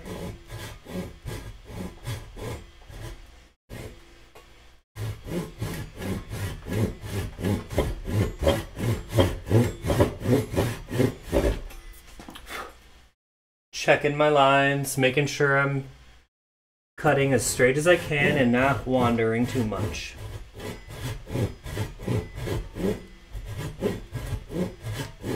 And we're only going to go down to just under our final depth.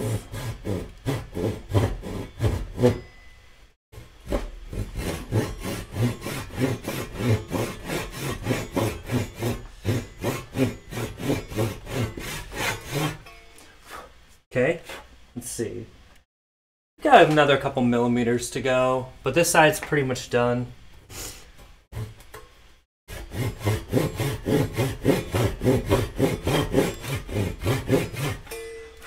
take a look. Okay.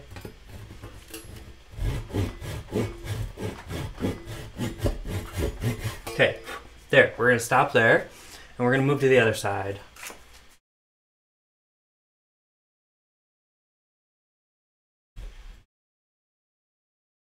Move over a little bit.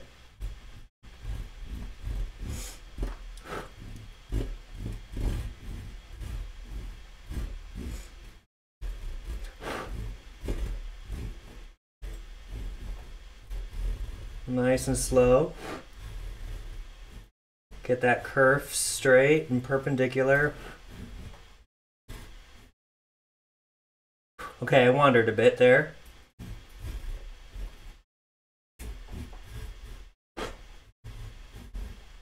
There we go, that's better.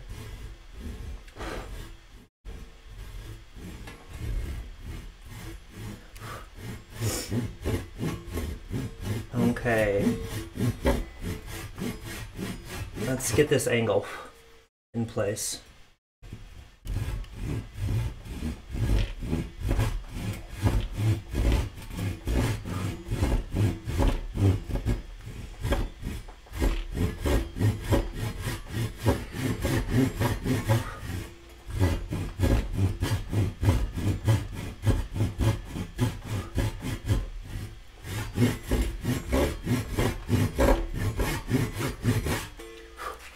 Where are we? Okay, we're about halfway done on either side.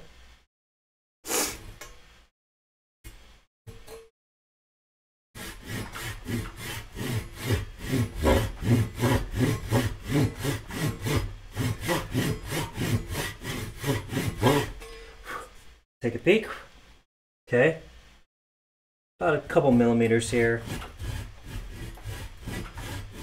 Okay, that's good.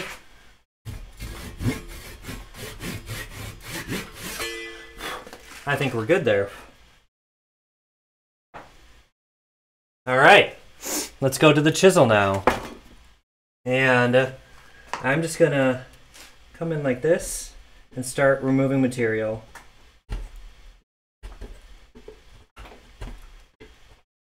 We're basically just removing this channel here.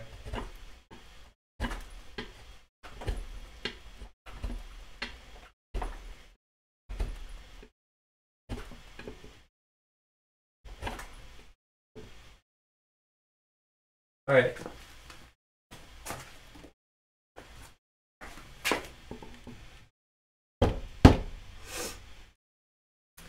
I need to clamp the piece tighter if I want to do that, and I'm nervous about that, so I'm just going to go to my bench top.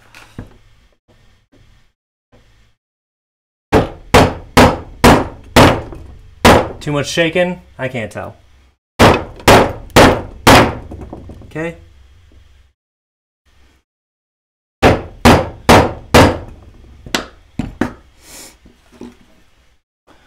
Let's see.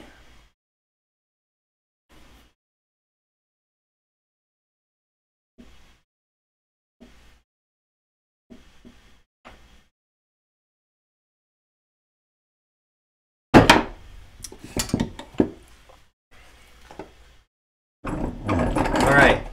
I'm gonna get some scrap here. Uh-oh. I think my battery... Nope, we're good. I thought my battery just died on my headphones.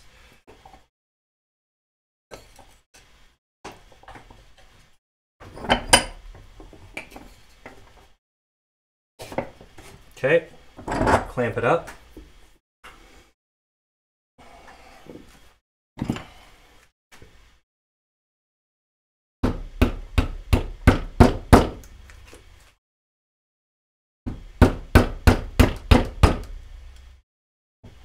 Okay.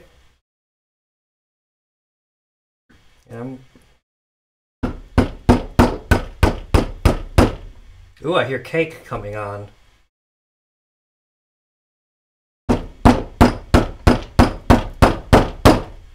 Okay, let's unclamp it and remove that waste.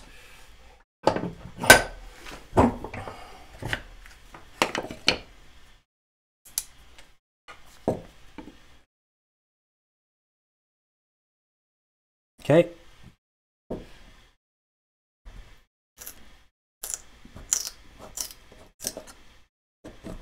There we go.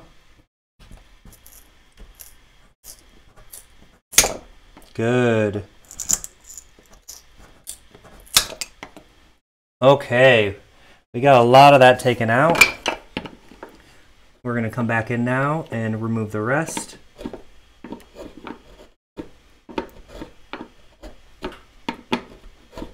We can clamp it up again and come from the other side. That's what we can do. I want a girl who stays up late. I want a girl with uninterrupted prosperity, who uses a machete to cut through red tape, with fingers like justice and a voice that is dark like tainted glass.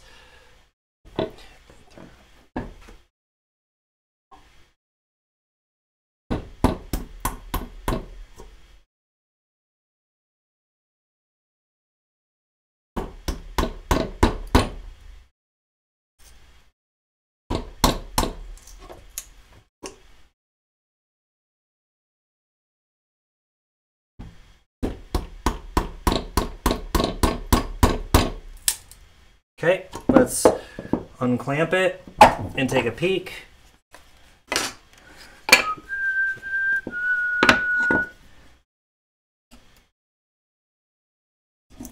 Just gonna take a bit out here. There we go. A little more. And still more. Good. Okay. Oh, I went a little too far there. That was my bad. I should have cut that beforehand so I didn't go too far down. All right, so I'm going back through against the wall here and I'm just trying to clean this up. This piece isn't going to fit immediately.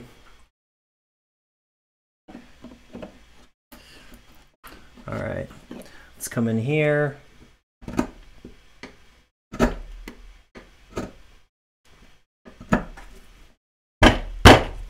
Okay,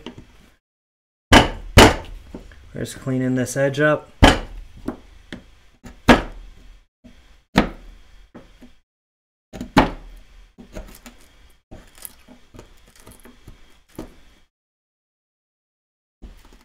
Okay, uh-oh, I think maybe my battery is dying after all.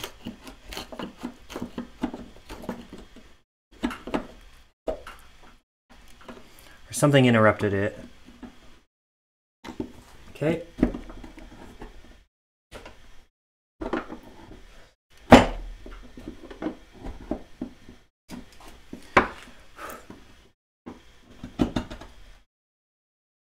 Okay.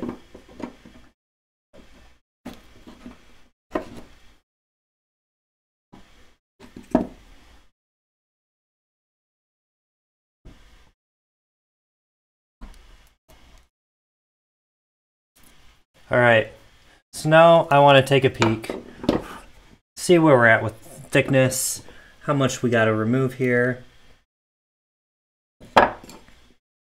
It's not perfect. Doesn't need to be. I need to remove some material here.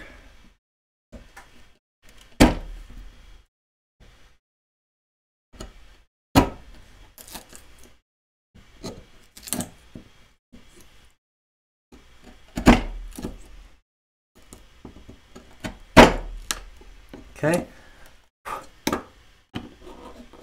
Ow. Nice and slow.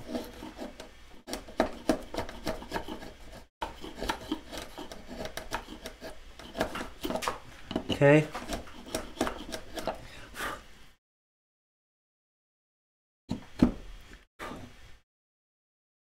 Let's put a notch here so I don't go too far. Okay.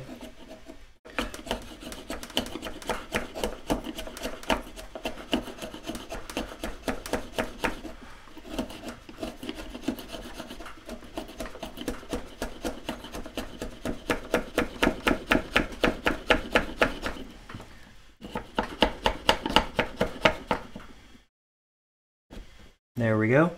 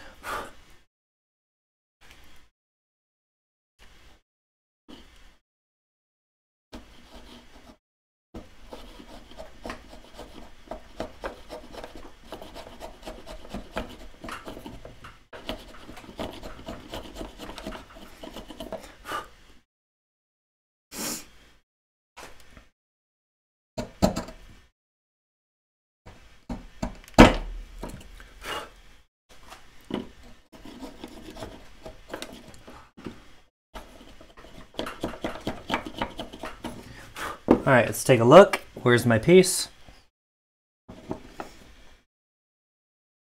Okay, we're getting there. It's about the right thickness, about. Not perfect.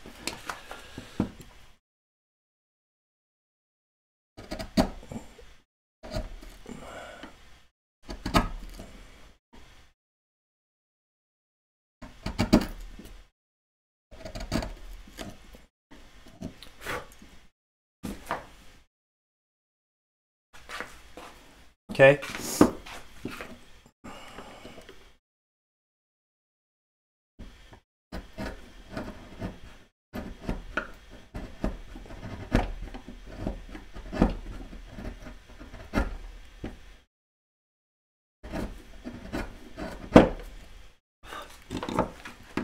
Let's get rid of that.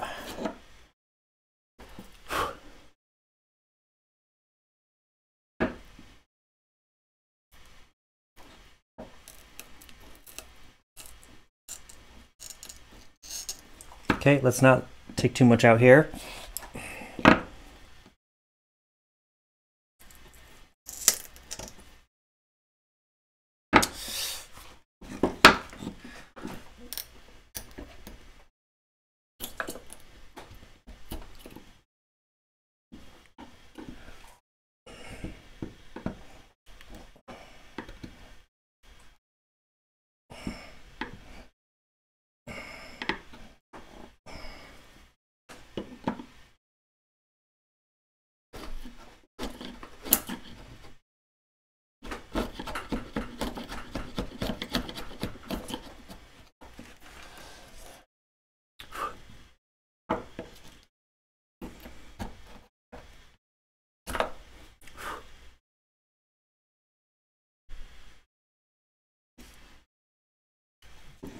Okay, I want to clean up this wall here.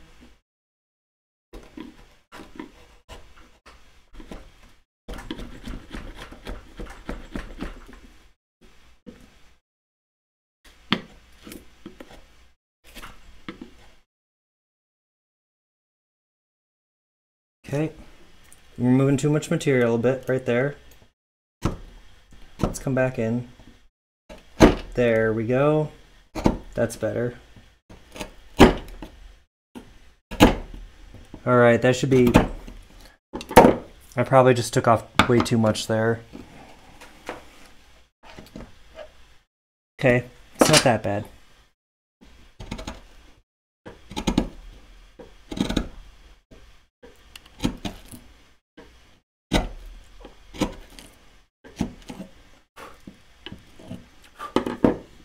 Take a peek.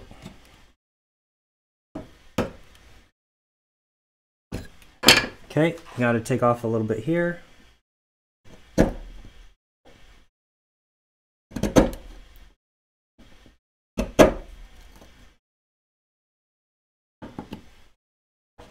There's still right there. Got it.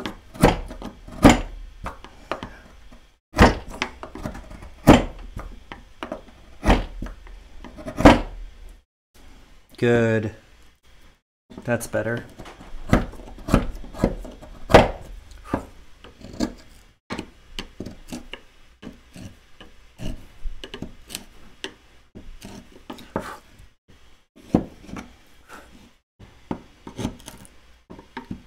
Okay, cleaning it up.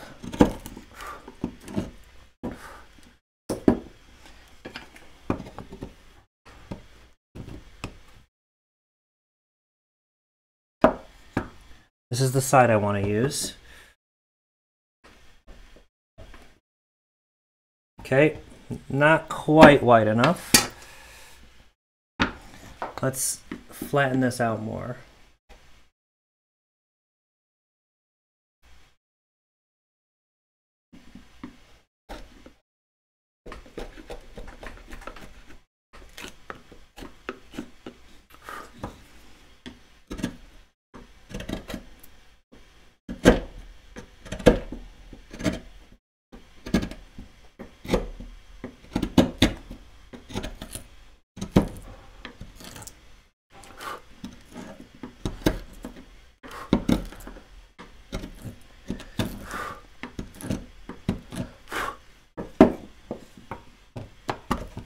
There we go. That is a good fit.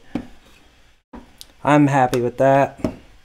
I don't want to show you how bad this joint is, but I'm pretty dang happy.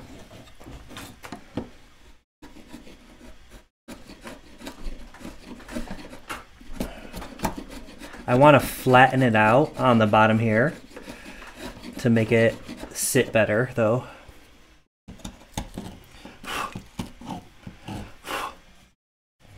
Because there's a high side and a low side, and I want it to be a little more even.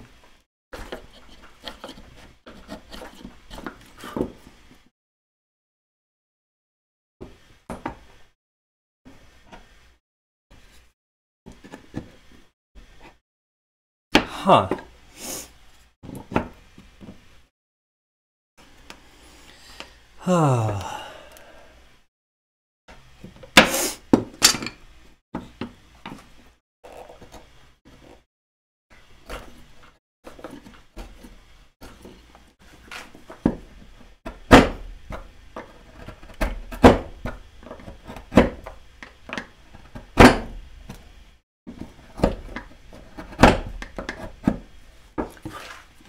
Okay, take a peek.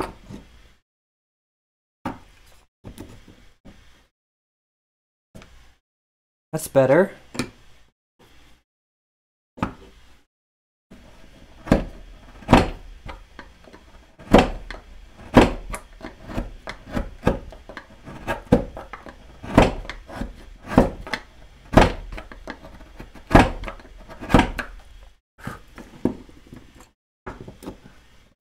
Good.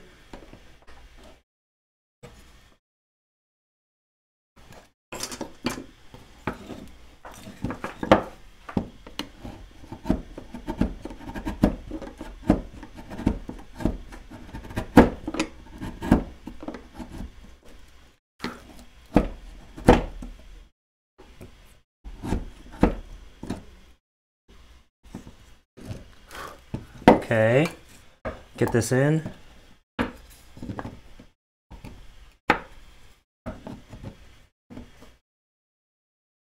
No, let's do this side. There's a high spot right in the middle now that's causing a problem.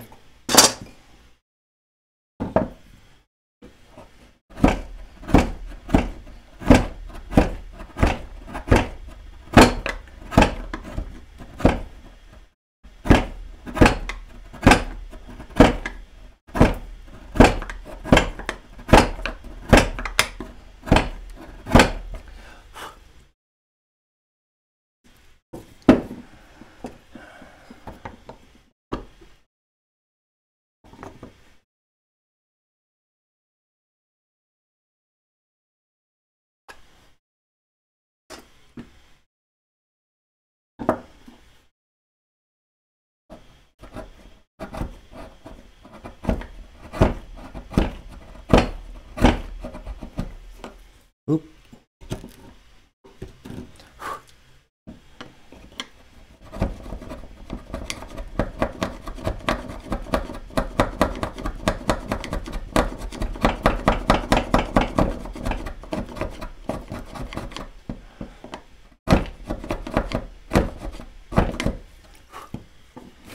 Ooh, Bombay Bicycle Club.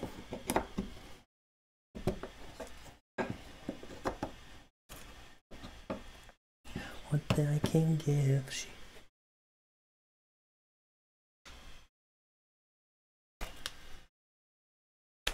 Elitis.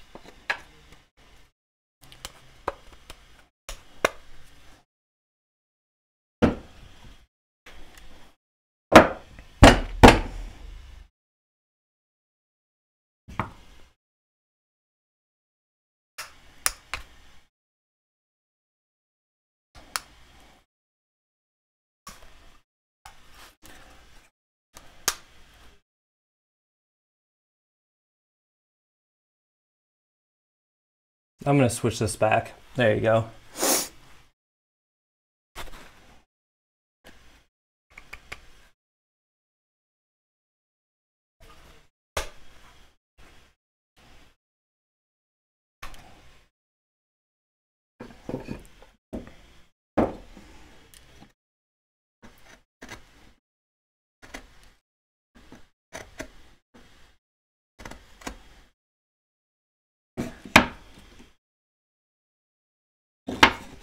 Okay, and take a little off here.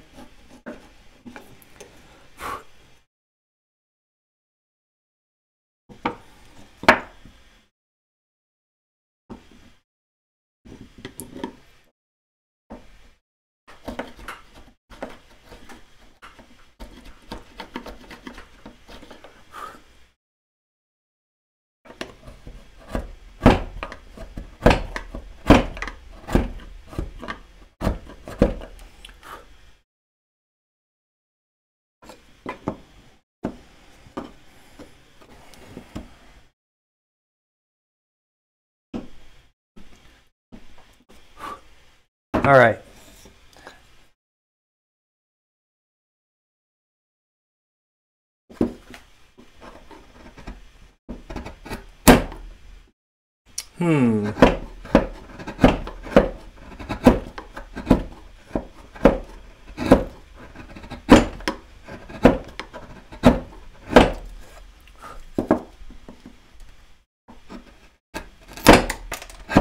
I'm not good at this. I'm not good at woodworking yet.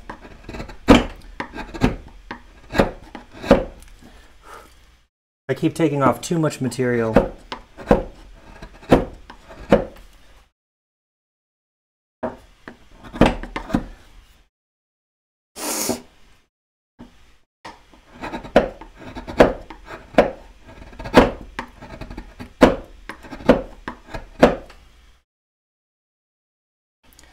Well,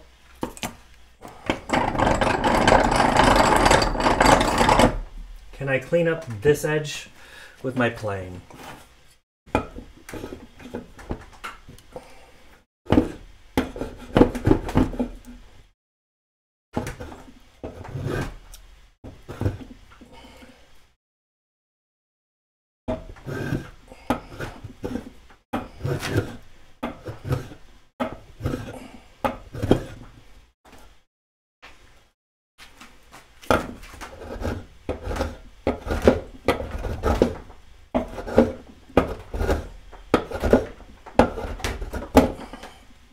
I'm thinking no. I'm thinking I'm having a lot of difficulty here, and that when I go to glue this and clamp it up, it's going to be a problem.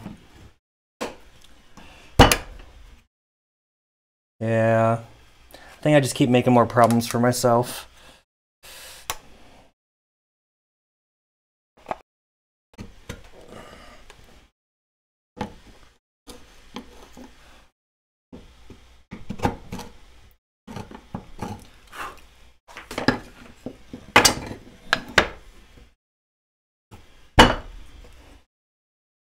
That's not going to work.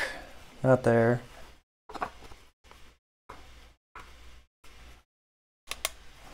right, we're going to glue it up, and we're going to glue it like that, and I'm going to call it good, even though it's not that good. I don't care. It'll do what it needs to, so long as I don't crack it anywhere else in the process. So the next question, though, is, do I want to glue it before I do this cut? Do I want to do this cut first? Also, how do I want to do this cut? I think I want to use my saw.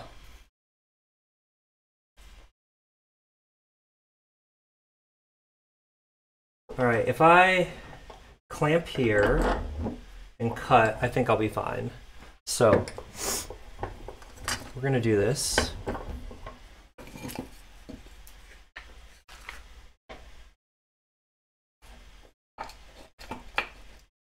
We're gonna clamp the bottom half of this.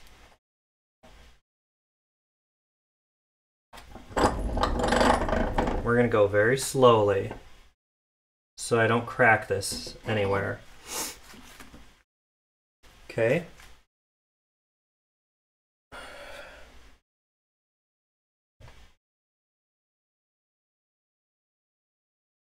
Okay. Let's get a kerf going.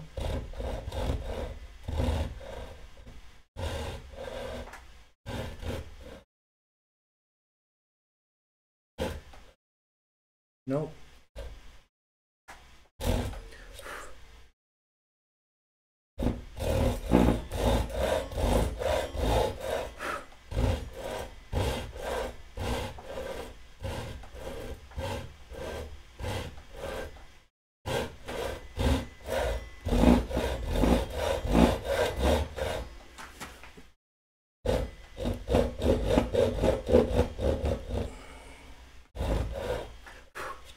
Okay.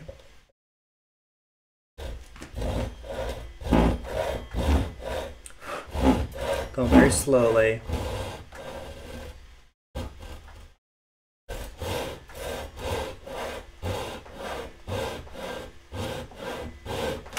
Oops, big wander. Let's switch the camera too.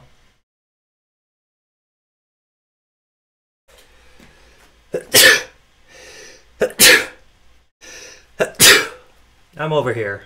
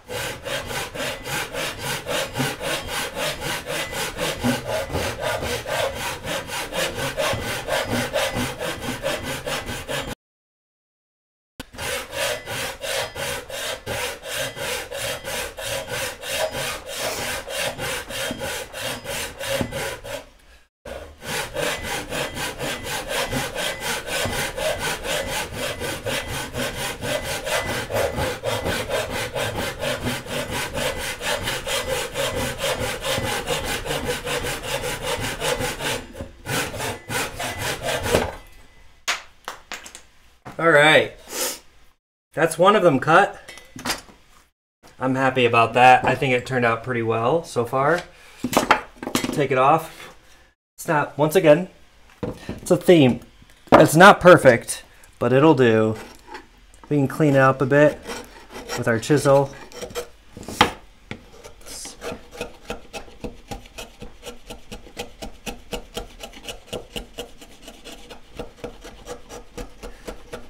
Just flatten it out.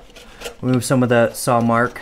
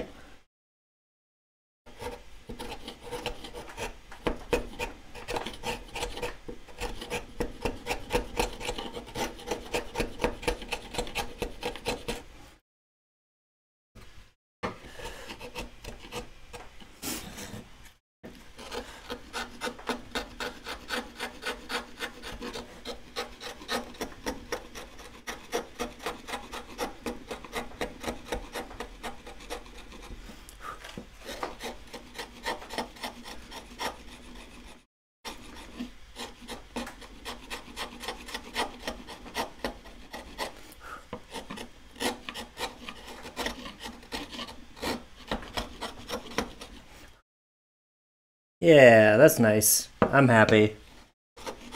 I'm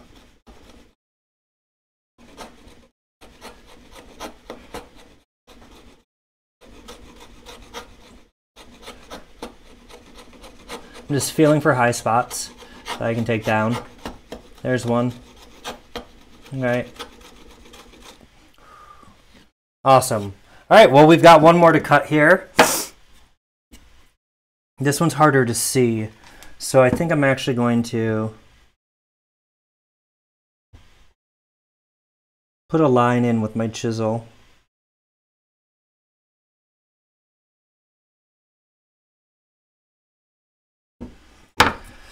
Part of me also wonders if I can just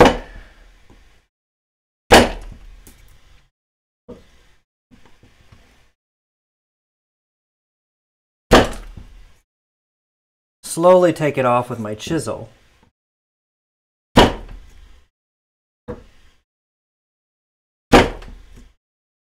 think I can, but I think it's going to be more difficult to get a consistent surface that I want. So I'm leaning against not doing that. I think that there's also a chance of me snapping this if I'm not careful.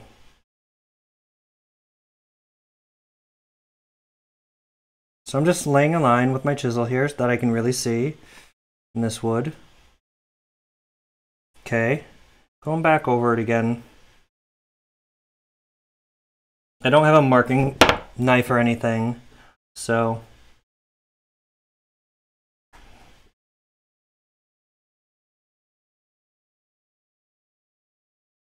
okay, there we go. I've got that line. I'm going to clamp it up again, and we're going to saw this one. Oops, that's not where I want it clamped. I want it clamped like right there. I'm going to have to move this. There we go. Okay, clamp. Grab my saw, and let's do it. Let's make this happen.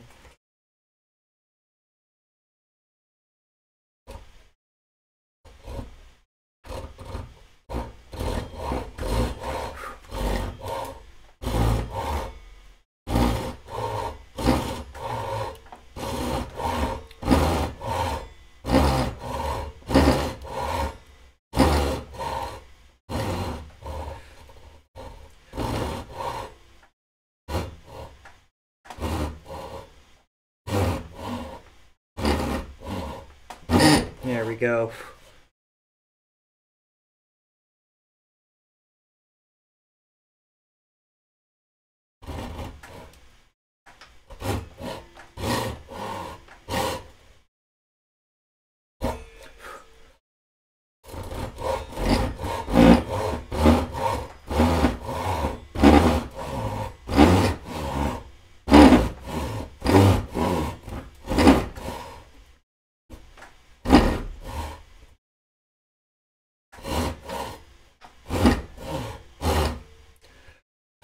besides being difficult.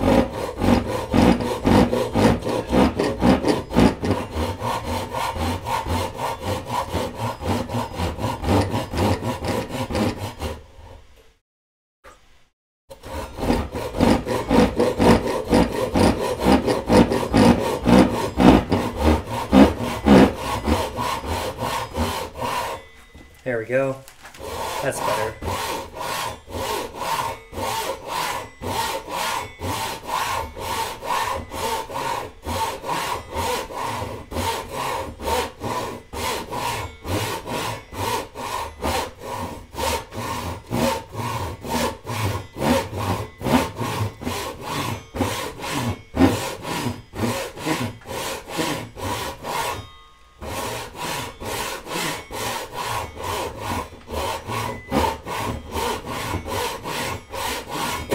Oop. We're good.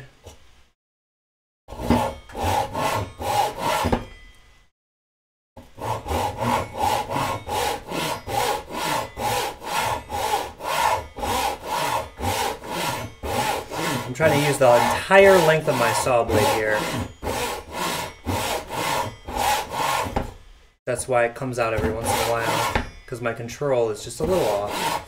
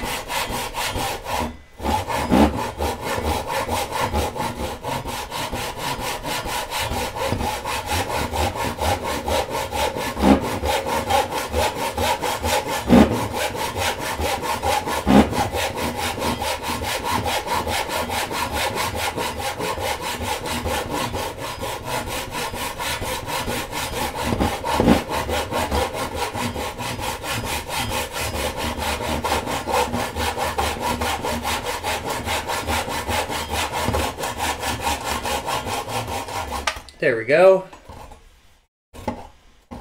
Okay, we're going to clean that up with a chisel.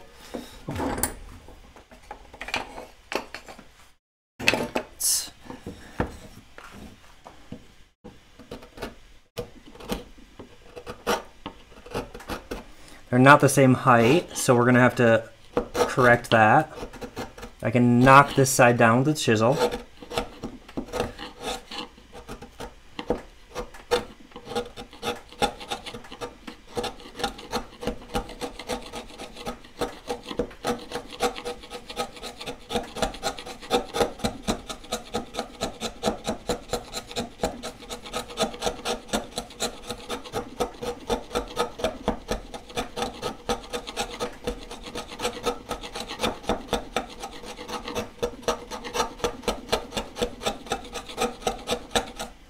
All right.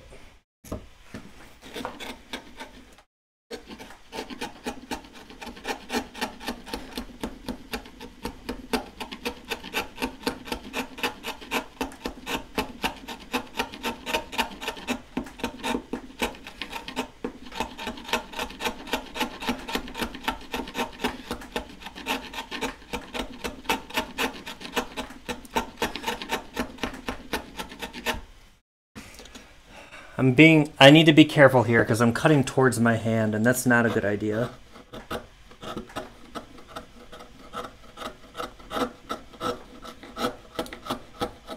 This feels safer.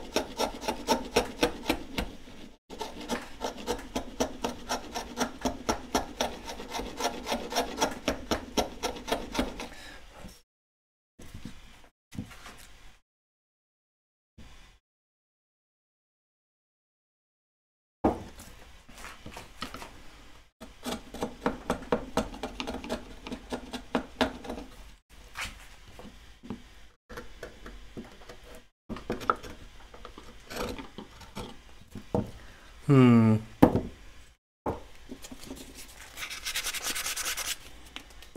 is that 400 grit?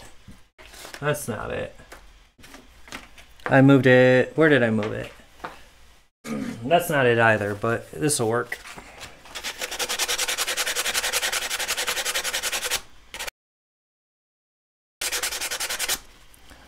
Well, maybe not. I want to clean these inside edges up.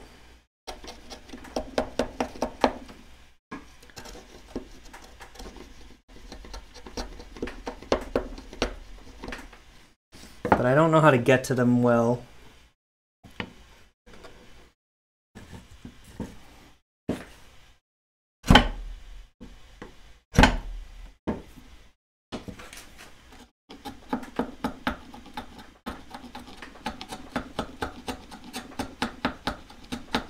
Here we go, nice and slow here.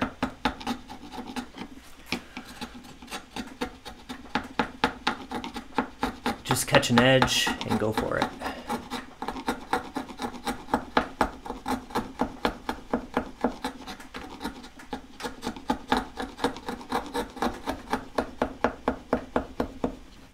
Okay, I want to be careful here.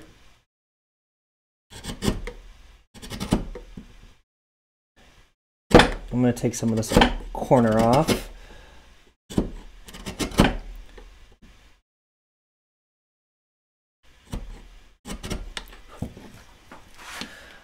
Oh, that's better. Here we go.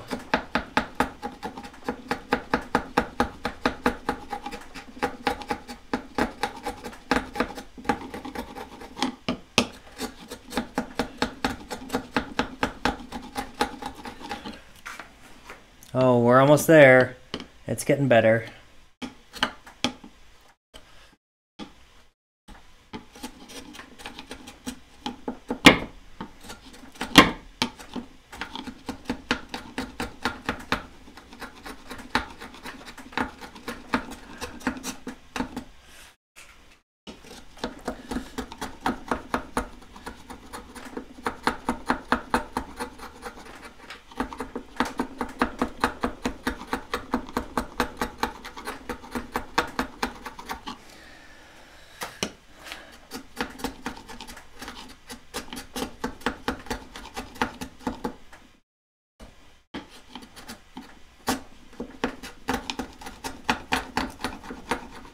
All right, that feels good.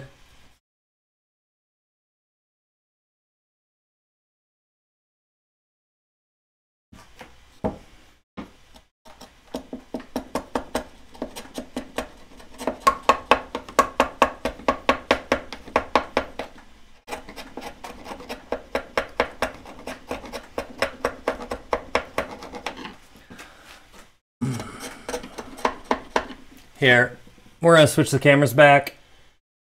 I keep forgetting. Here we go.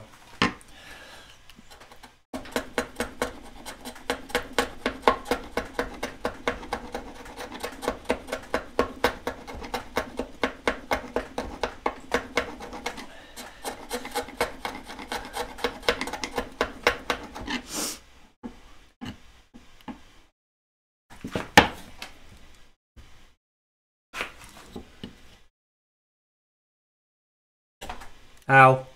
I'm okay. I just scraped myself with my fingernail.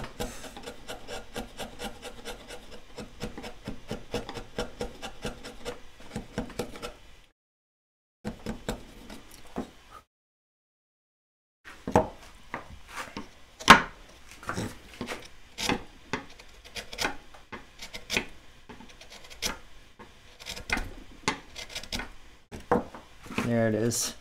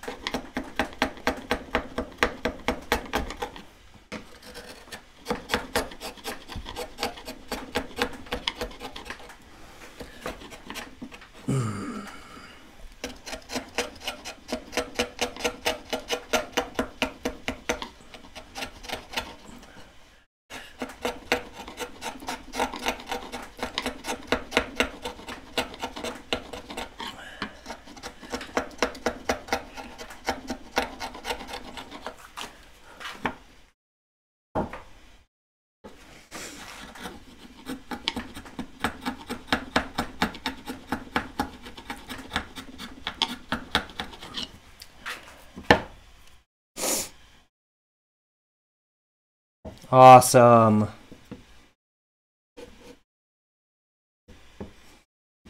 All right, let's see.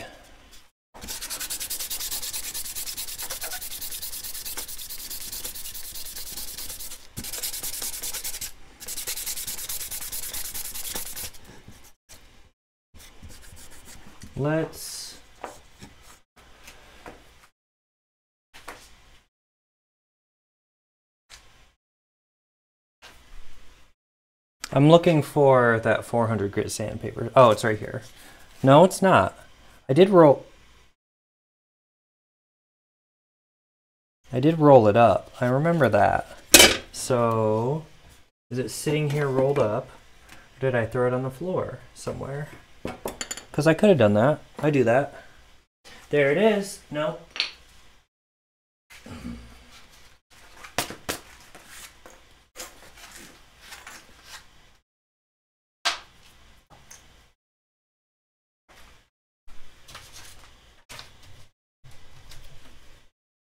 Where did I put it? Sandpaper. Where'd you go? It's my hammer. It's not it. Huh.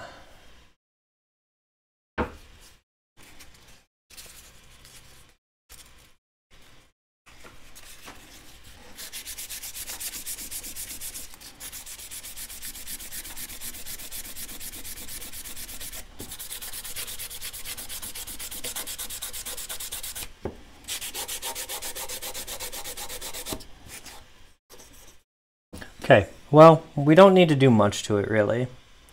Anything, we just need to glue this in. I don't remember which side I was using. Oh, I'm so disappointed though in the quality of this joint. It's gonna be really bad. And I don't want to keep working on it because I'm afraid that it's just gonna get worse. So, this is what I'm gonna do. I'm gonna get my glue.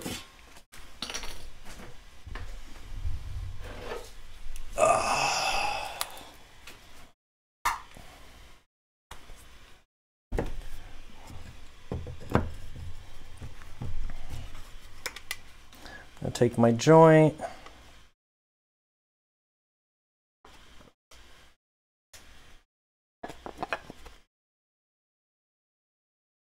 Okay, I think this is the way we're gonna go. Yeah, I think just like that. Okay.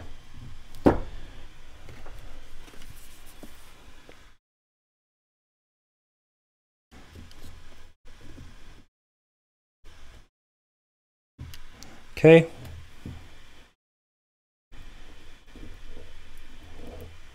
Okay. And let's spread this.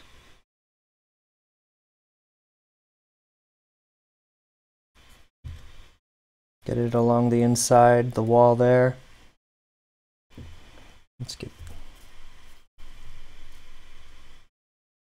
Okay. Gonna get a clamp.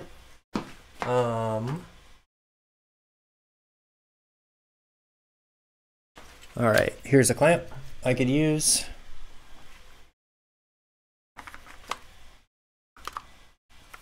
Come on, play nicely.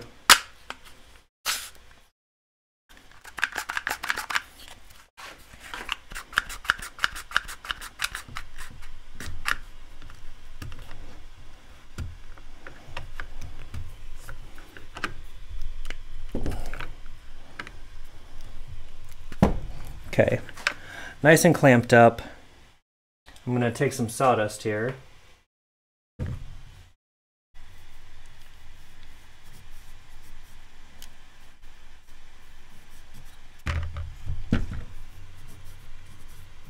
Okay, and unfortunately I have some gaps because I didn't cut this well.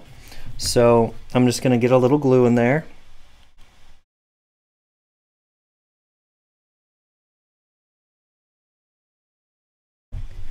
All right, I'm gonna get it down in there.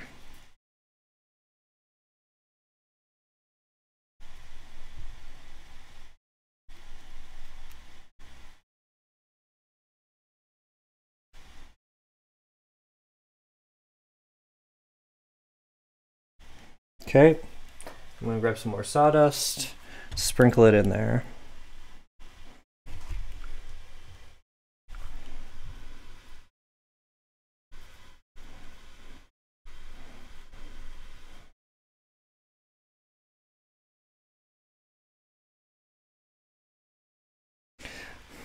Just to give it a cleaner look.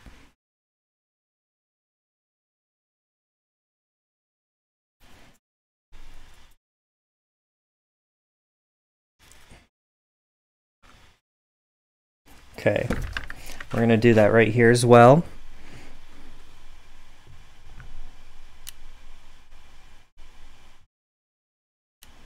Okay, let's get that glue in there.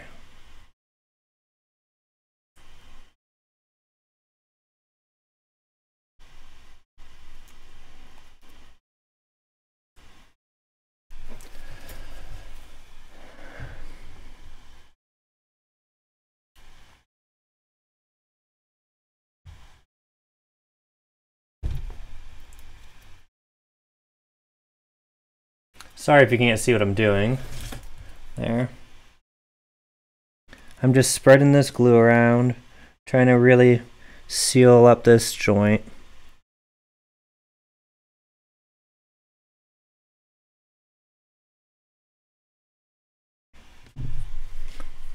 Okay, we're going to want to hit this side as well.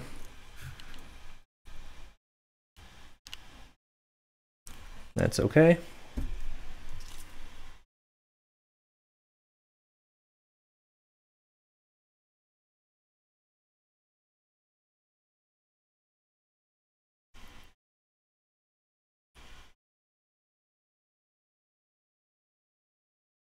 Awesome. Okay, sawdust.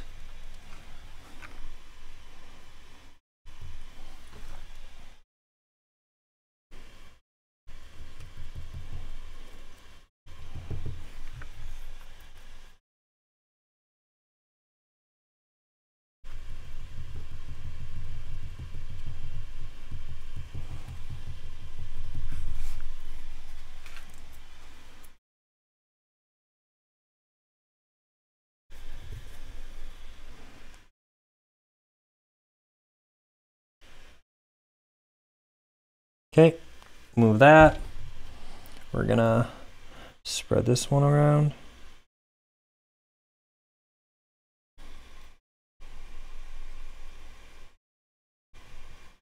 Okay, and sawdust. Ah, sticking.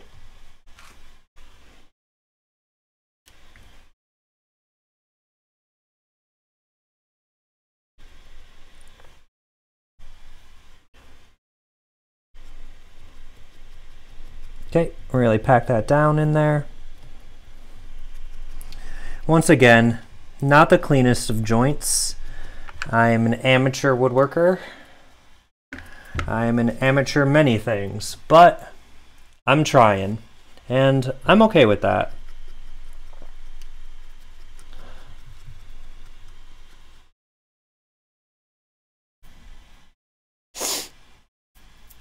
You know what I just realized? I realized I made a mistake on this. But whatever. I should have cut this. I'm gonna have to make another bench pin sometime, but this will be fine. I cut this angle on the wrong side. I completely missed that. It should be on the top, and that's not where I put it. Although I'm sure that there are all types, it's okay. Okay. So we're gonna leave this clamped, let it sit until it's ready, and then I will have a bench pin that I can attach to my bench and continue doing some jewelry stuff with. I'm trying to figure out where I want to put it.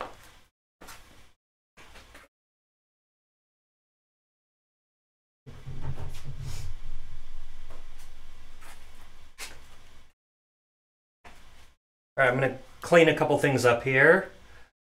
I'm gonna grab my lapstone, put it away.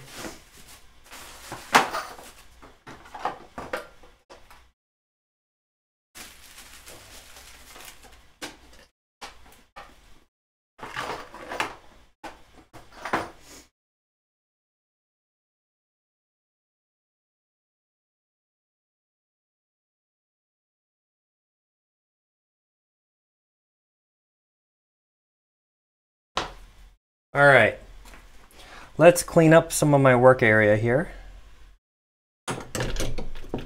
We can get rid of that. I'm gonna put my saw away.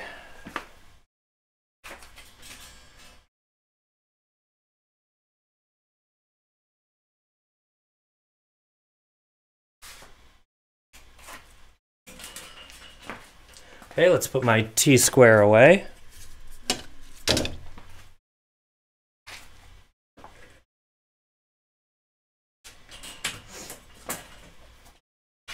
We got our scrap wood for our vise. We've got our glue that I can put away in a moment. I'm going to brush off all this scrap and put this gauge away. Where is, there it is. All right, here we go.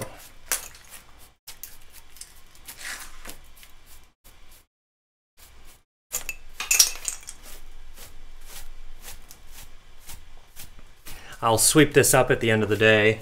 This was for sanding.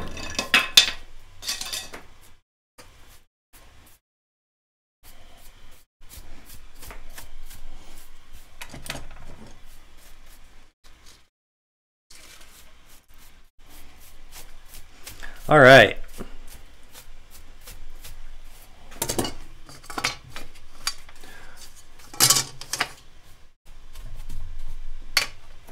Let's grab this sandpaper and put it away. Whoop. Oh, it fell in my pocket.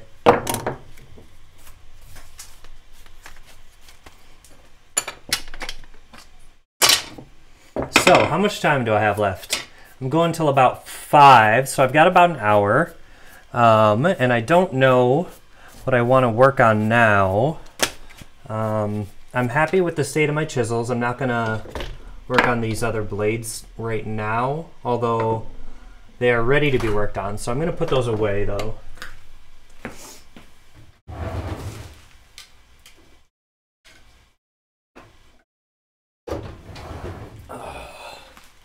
Sandpaper over here. So, what do I want to work on for the rest of this time?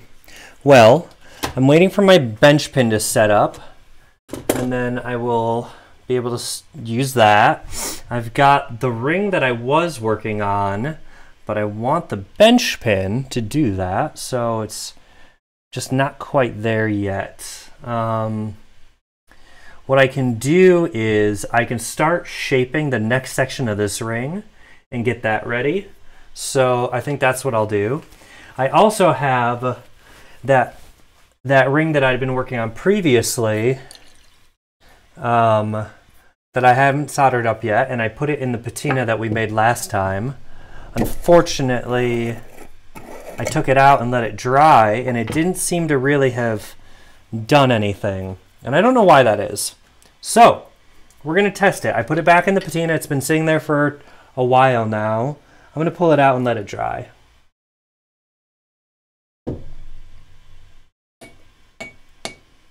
I mean, we're expecting a blue or green patina on it. And as you can see, it's right here. It still hasn't really changed at all, and I don't know why that is. I don't know if it's just a time issue. I don't know if I left it in too long. I don't know. We're just experimenting here, so we'll pull that out, let it sit now, see what we get. In the meantime, I'm going to take and keep working on this ring. So I need some 18 gauge or 14 gauge wire. And I'm going to aim for making a size 8, right? So let's pull up my ring sizing chart and see what I need in order to make that happen. I'm using 14 gauge, about 1.8 millimeters, and I'm going for a size 8. So I need about 65 millimeters. So we're going to get my ruler here.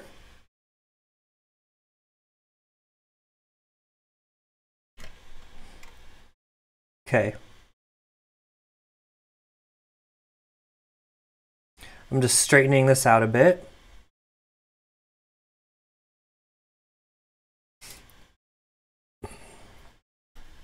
And keep it in mind that we're not actually going to be using this entire length, because this is going to sit, this other ring is going to sit in this first one considerably.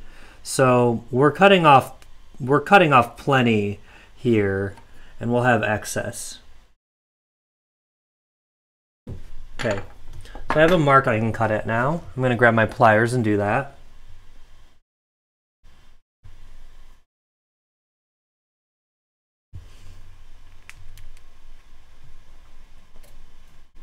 Okay, there's our length. Here we go. About 65 millimeters there. Let's grab a file and knock down this edge so it's as flat as can be for now, so that we don't cut ourselves when we work with it.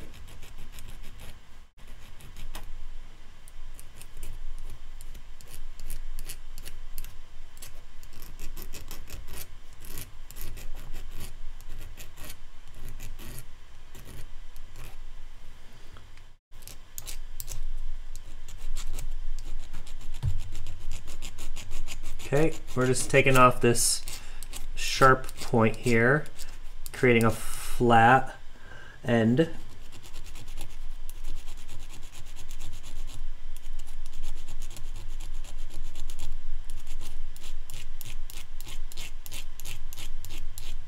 Almost there.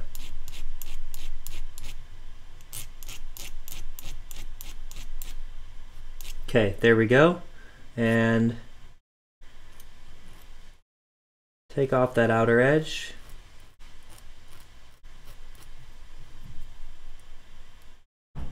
There we go.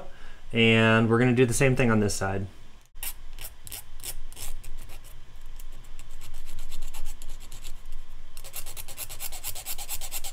There it is. Oh yeah, take that on.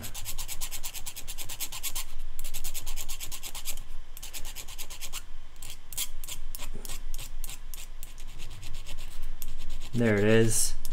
Getting nice and flat here.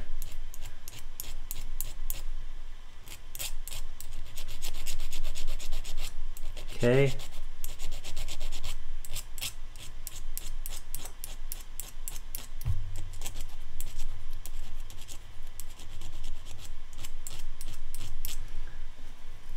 And I just want to finish this up because it's not quite where I need it to be. There. Okay, that's good. Now we need to bend it and shape it. And unfortunately, I still don't really have any good pliers for this. I'm actually going to kind of do it by hand around the edge of my pliers. But in order to do that, you know what I should do? I'm going to anneal it. Give me a second. I'll be right back. I'm going to take my headphones off, though.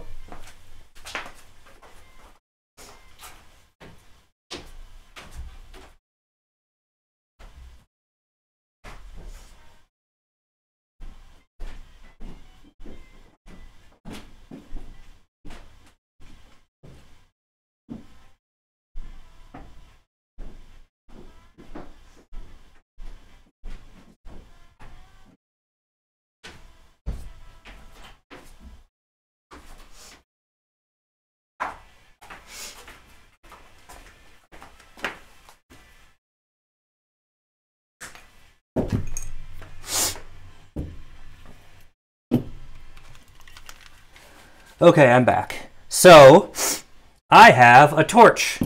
And with this torch, I can anneal my piece now. Now, when I do this, I don't have a stand to put it on yet, or a wire mesh. It's okay. I'm not terribly concerned about my workbench. Let's just see how it goes.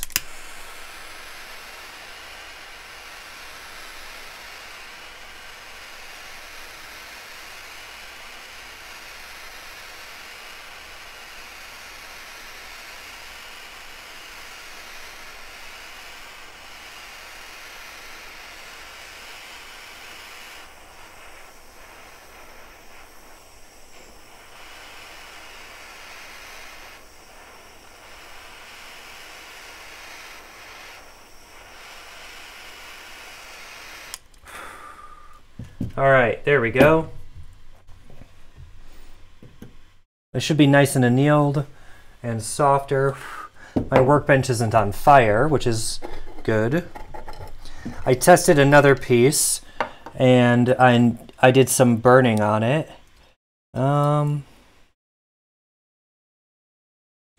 Ooh, I like that. The color's nice.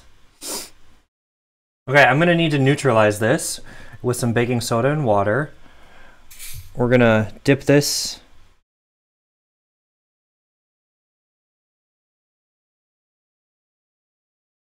Okay.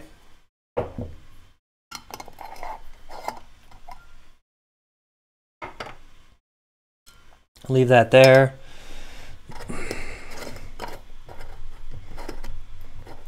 Seal up our pickle. Put that back. Is it too hot? Nope, it's cool now. And it should be easier to bend.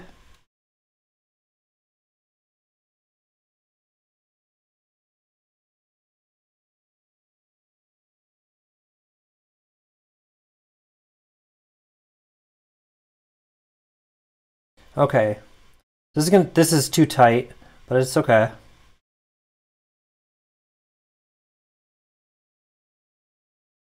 So we're gonna open it back up.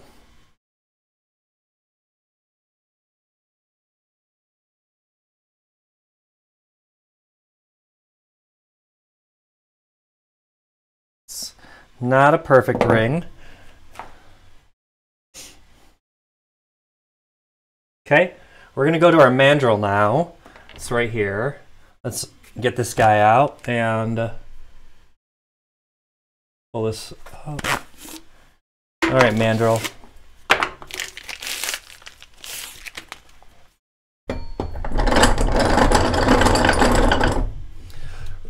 We're gonna slip this on here now.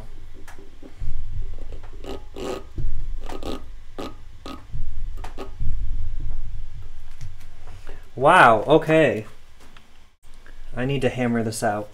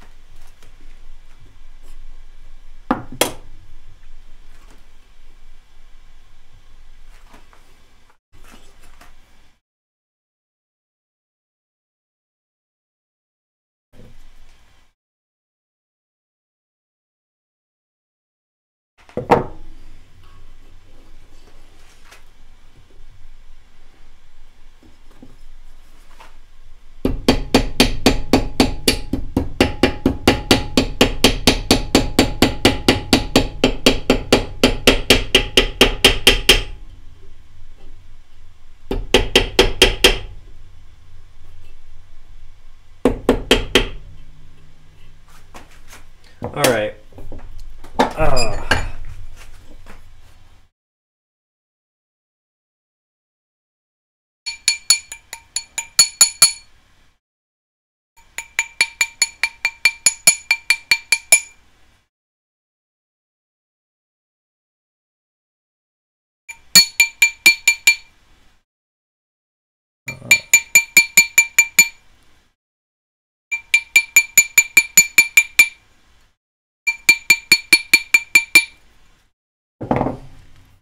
How are we doing? All right, we've gotten it up to about a size 9, so we're gonna have to pull it back and squeeze it into that size 8.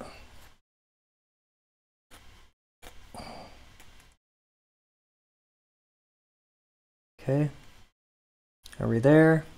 We are almost there.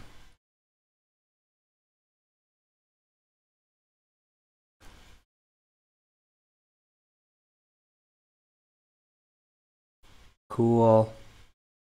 All right, we're at about a size 8 now. It's not a perfect circle, but it's pretty dang good.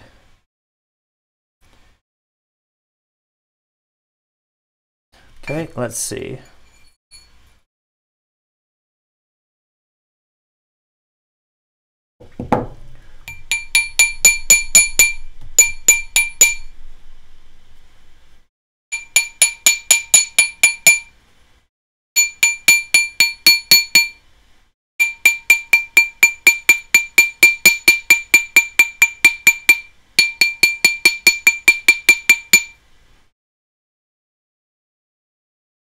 Okay.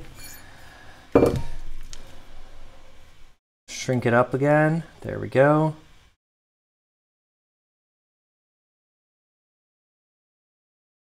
Okay.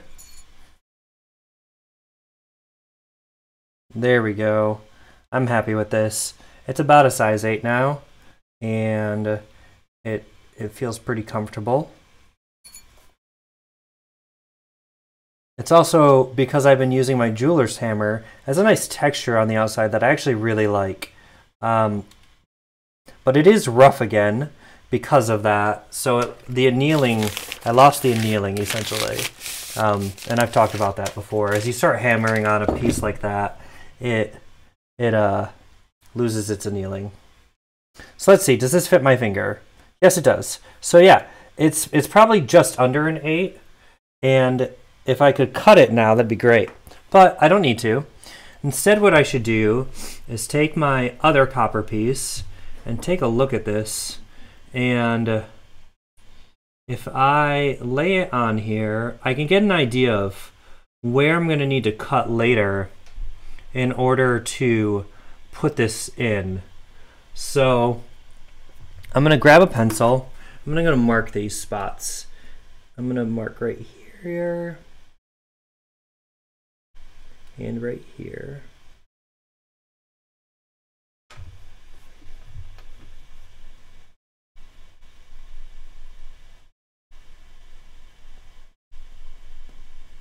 So that's where I'm going to remove later in order to set this other circle in. And I'm going to get a file and notch that.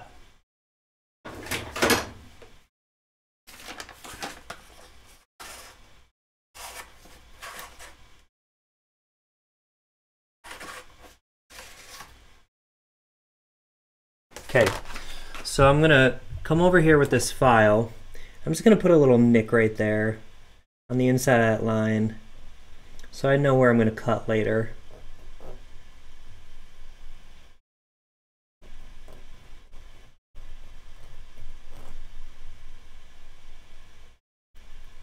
Okay, there's that one.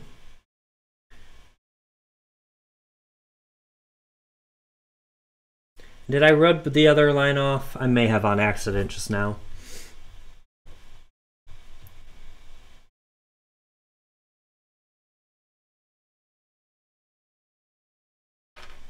Okay, it's about right here.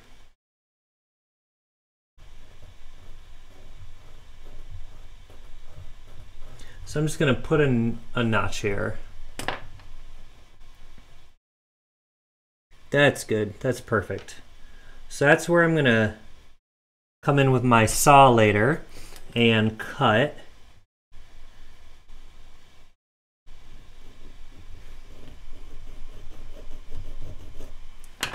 Perfect.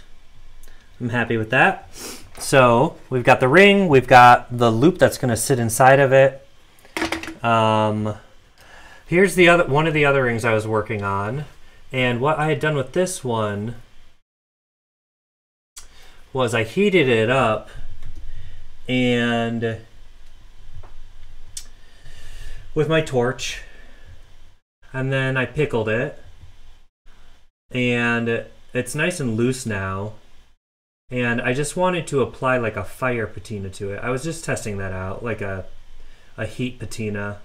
And so I don't know if you can tell color wise right now what it looks like, but basically it's a warmer It's not a bright copper color anymore like it normally looks when it first comes off.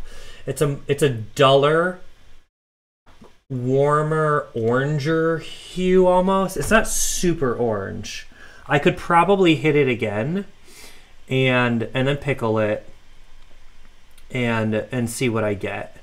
I'm really trying to experiment with this to learn what colors I'm going to be able to get out of this copper and what it's going to look like. So yeah, it's just interesting. So I'm going to take a look at this ring. Yeah, I like the hammered texture that I got on it from using my jeweler's hammer here. It's really interesting. I could even apply it all around if I wanted to, so I can come back and just hammer on it a bit.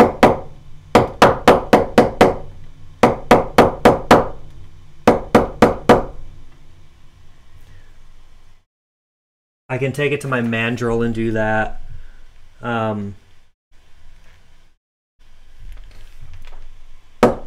We're just making a consistent texture.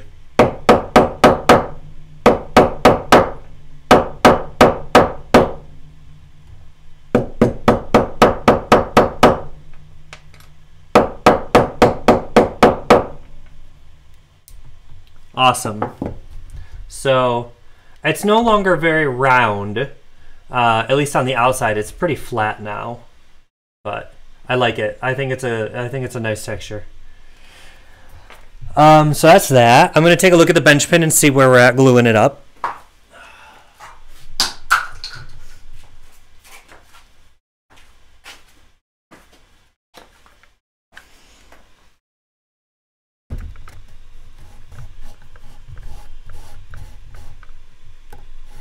Okay, I'm gonna unclamp it.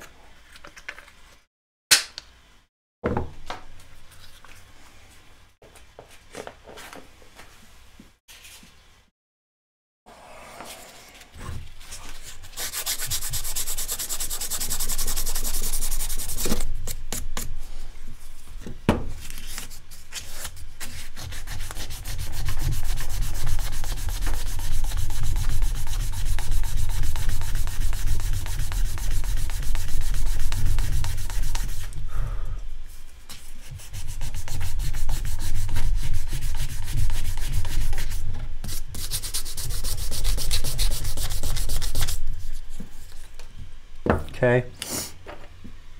I'm gonna use one of my bunk chisels to remove some of this.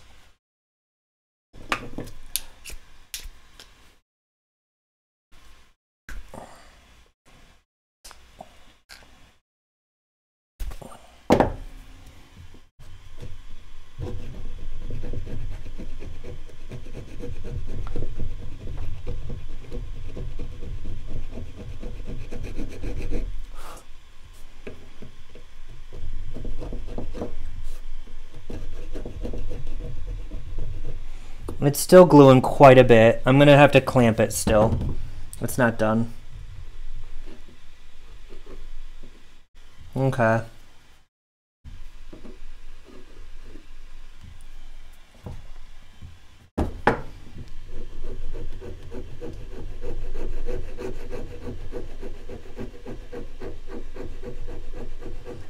We're cleaning off this edge now.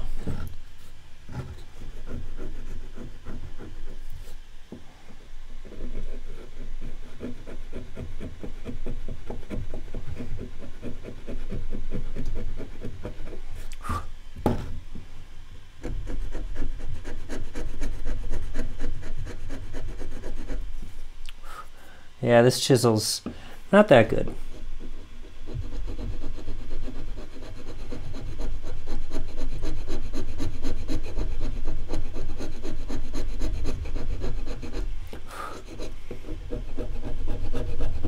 Okay. This edge isn't that bad.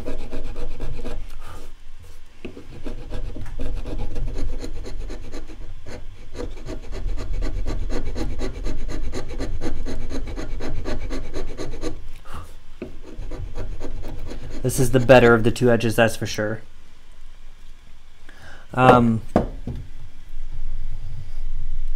Yeah, I want to keep this clamped. It's not ready yet.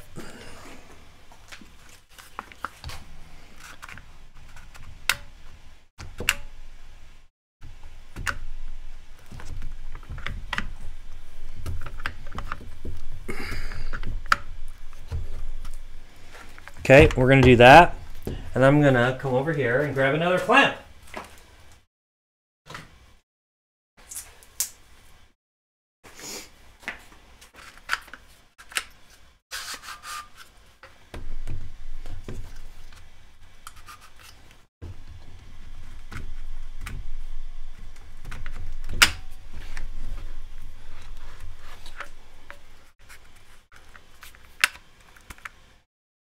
All right, get that clamp nice and tight.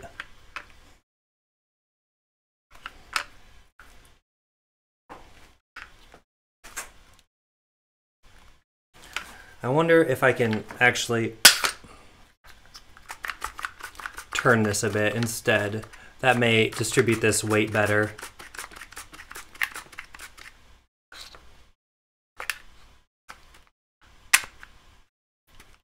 Yeah, that's better.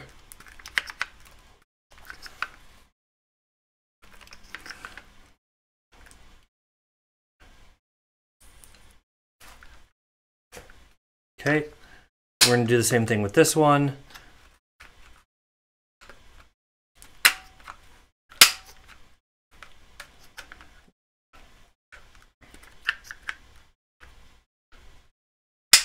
There we go.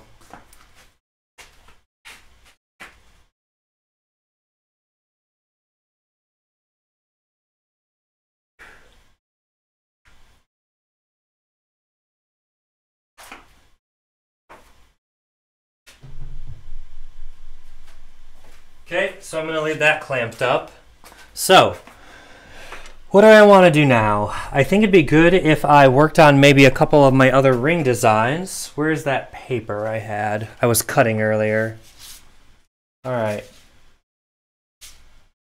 All right, so we've got one that it's going to be a little easy. So I have to debate how I want to do it though, and what I want to use. I could just use this, may as well, right? I'm not using it for anything. It was just a test piece. So I would like to make a ring that uses the, what is the name of that from Harry Potter? The symbol of the brothers, not the Brothers Grimm, but whoever it was, the Deathly Hallows symbol, that's what it was. So in order to do that, I'm going to need to make a triangle, a circle, and a bar, and set those into a ring. And I'm going to have to decide how I want to set them as well. I'm not positive how I want to do that yet. So first things first, I'm going to straighten this long piece of copper out. Okay. And it's still pretty soft.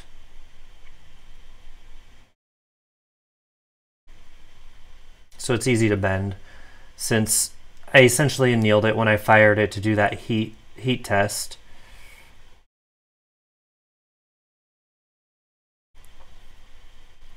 Okay. All right. So what size would I want this to be? If I was going to make a ring and wear it with the Deathly Hallows symbol on it,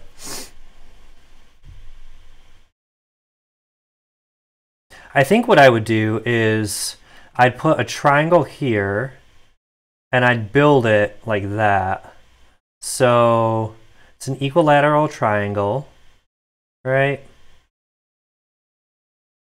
I'd do it about there. So let's measure how long that is. Where is my ruler?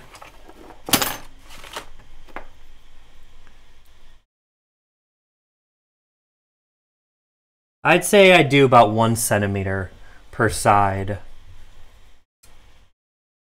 Does that make sense? 1 centimeter, 1 centimeter, and 1 centimeter.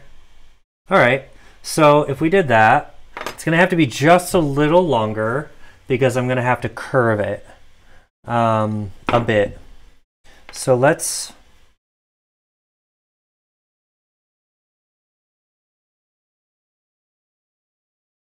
okay, let's cut off 2 segments then that are 12 centimeters long. And not 12 centimeters, 12 millimeters. So come in here and make a mark.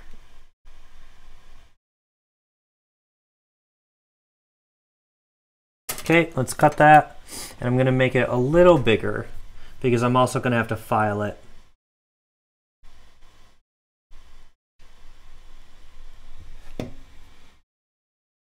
Okay, and we're gonna file this end and make a mark where we're gonna cut it again, based on that previous length.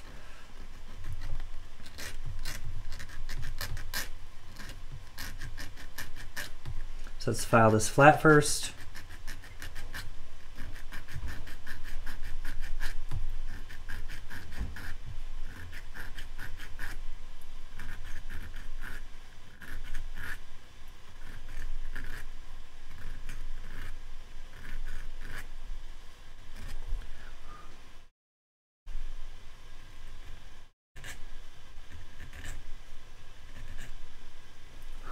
Good. Okay. And this one, I'm going to cut right on the mark that I make.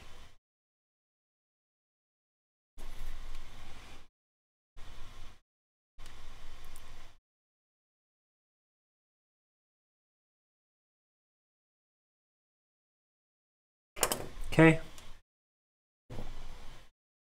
And to my clippers. Okay, there we go. Let's file this down now.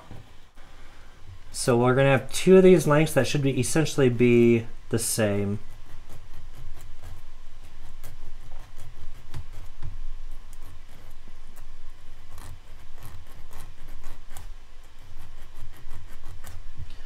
All right, we're getting there.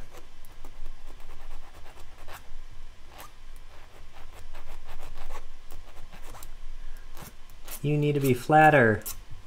We want a nice edge here.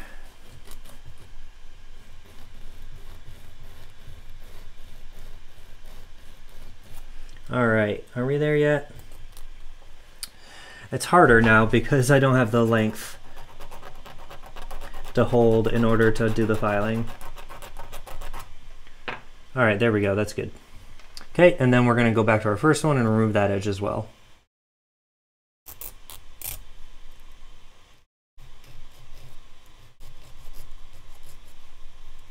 All right, and I'm kind of tired of standing.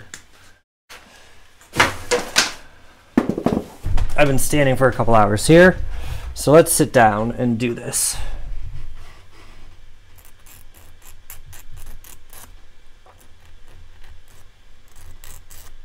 All right, somebody was on Twitch, but it looks like they left.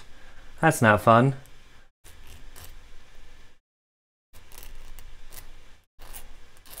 Oh well. I wonder if it's because of my audio. I don't know. We'll see sometime.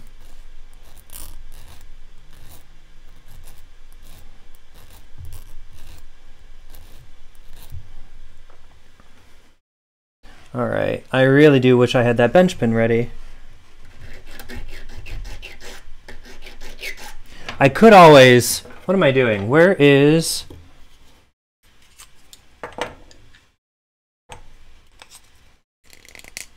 my ring clamp? There we go.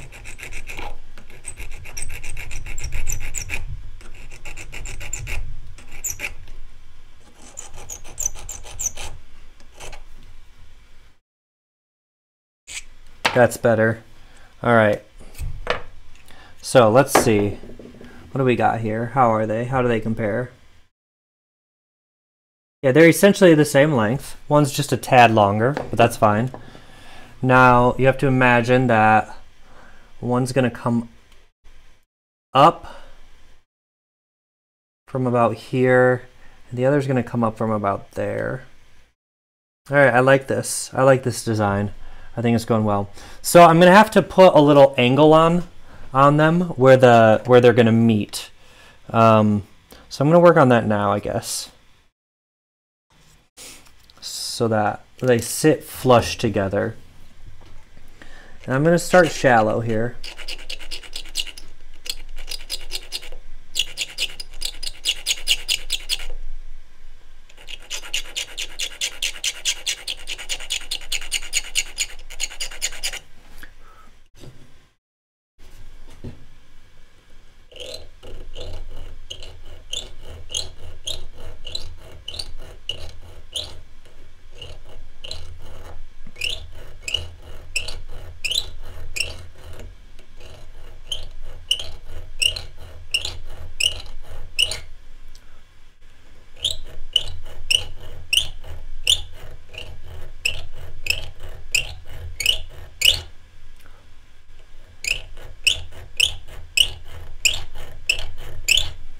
All right, we've got a nice angle on this piece. It's almost from one edge to the other.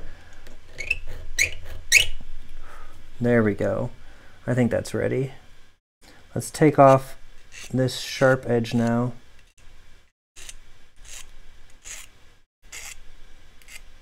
You don't want it to be pokey. There we go. Oh, there's a bit of a burr there. We're gonna knock off. Okay, that's good. There we go. All right, that feels good. So we've got a nice angle right there on this. And we're gonna do the same thing with our second piece. We're gonna put an angle on it, and the goal is to get them to sit together flush so that then they can be soldered together and then attached to another main section of ring. So let's turn this to a good angle to start with. I think I want that side right there. Okay.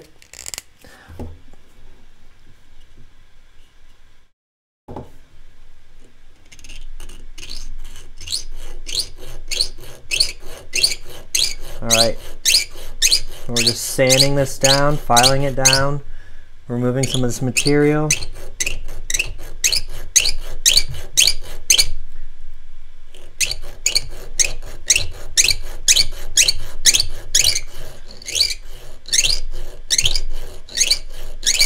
Good. Okay, I'm going to increase that angle a bit.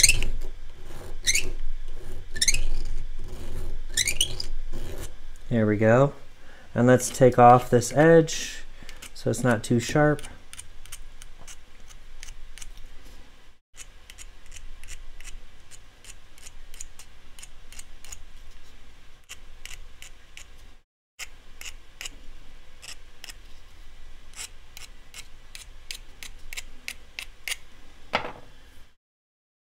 Okay, good. I'm happy with that. Okay. So let's see how these two match up.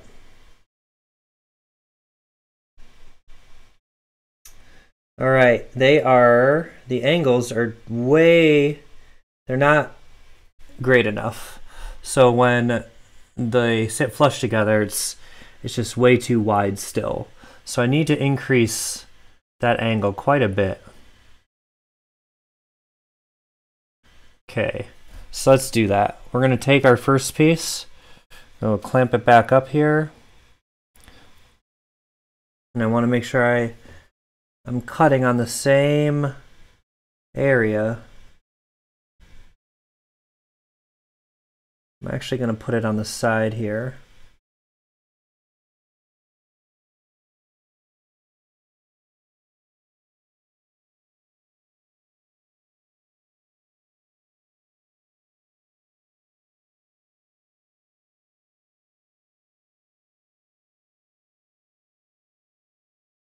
Okay, clamp.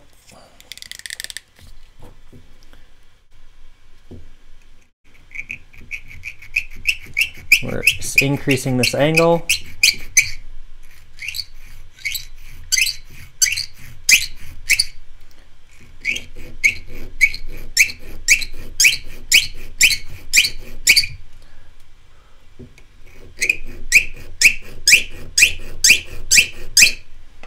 Okay.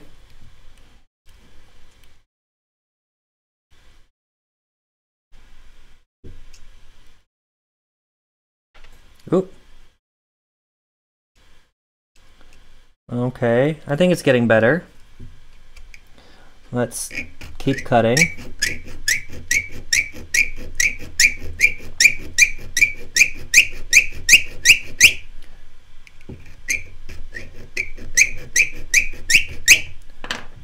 All right, that seems pretty good.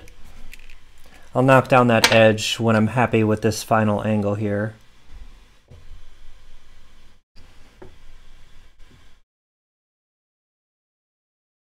Okay.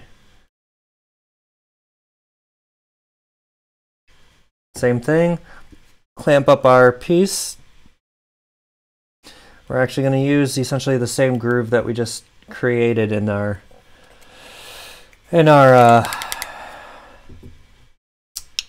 ring clamp here.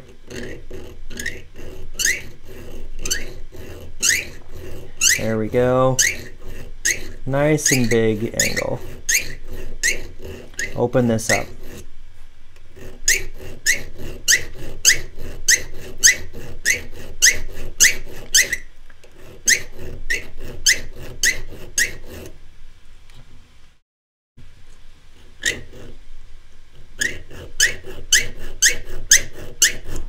Good.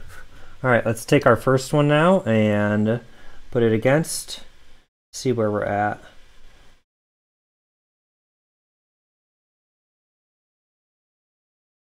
All right, we need to keep going.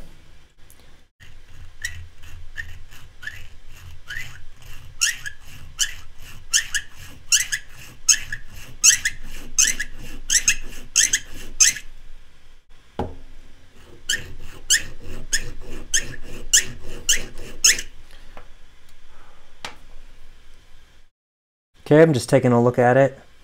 I think that one's pretty good. All right, so now we're gonna line them up and see what we got. And I'm trying to be really careful here.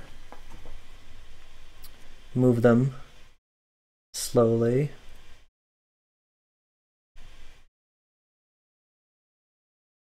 All right, not there yet.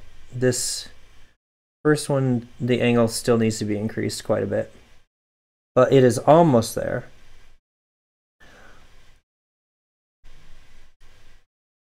Yeah. All right. So back into the ring clamp you go, and we're going to increase the angle again. Oh, they're playing Arctic Monkeys. I like it.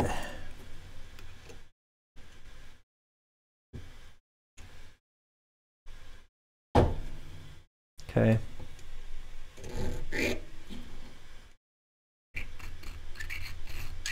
There we go.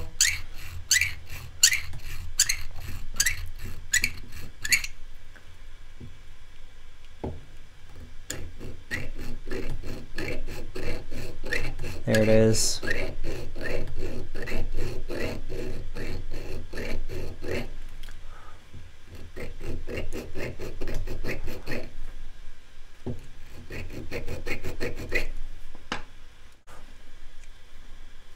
I think that's it.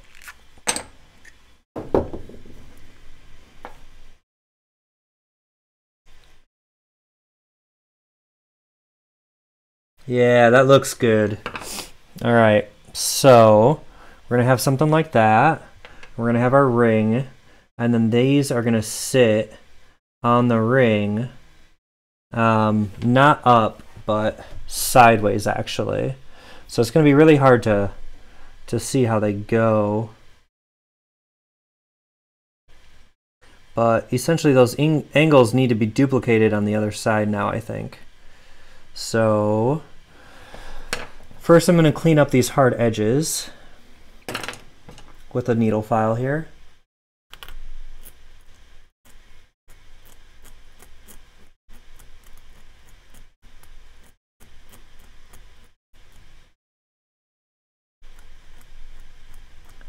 There we go. Just remove that burr that we created filing. Okay, this one too.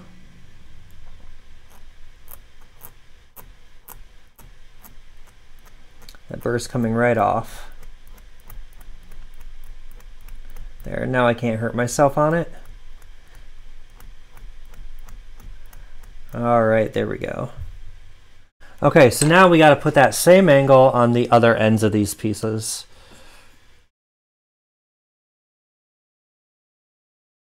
We can kind of reference one of them in order to make sure that we get it correct. But the tricky thing here actually is that I got to make sure that when I put this angle on, that it is on the same side, like it has the same profile. If it's not on the same profile, then I have a problem. I think this is correct here.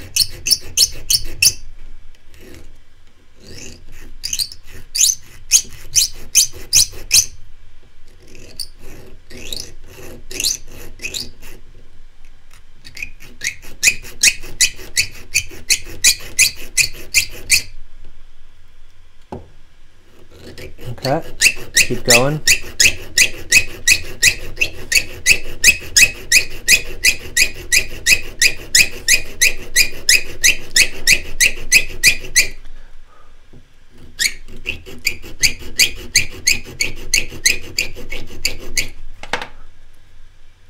All right, that's looking pretty good. I'm gonna take that burr off.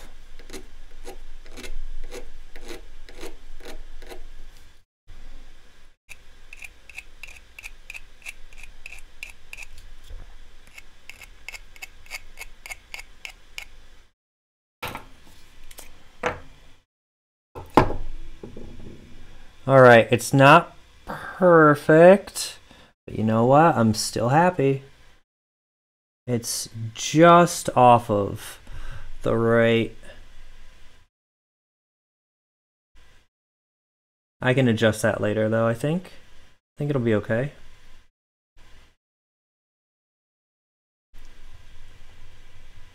Okay, I want to measure the distance between these 2 points really quickly. 15. 17. That's too far, I think. Hold on.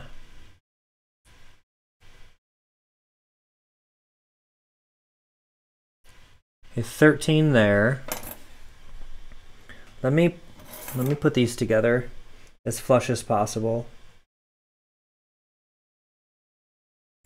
This one is just off.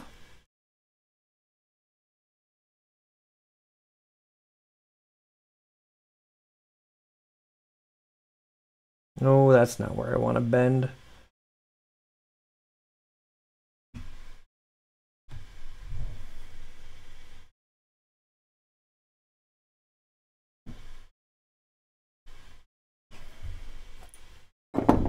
Okay. Put these together. I wish I could solder them now, but not quite. All right, that's pretty good. All right. And measure.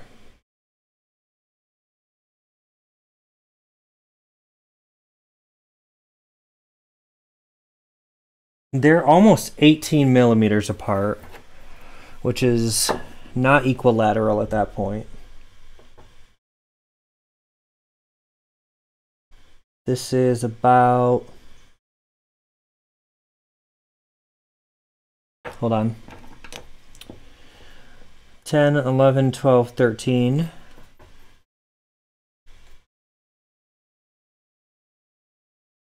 Ten, 11, 12, 13. All right, so we gotta increase that angle still in order to get them to be equal. And I want to take a look at this.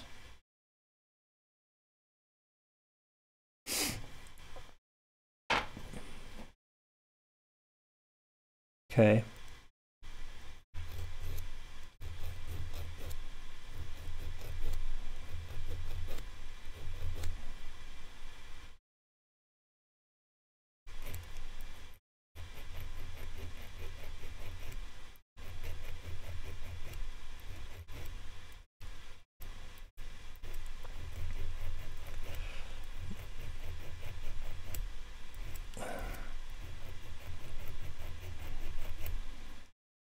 It's hard to fix this now, actually. It may just be worth it to recut this.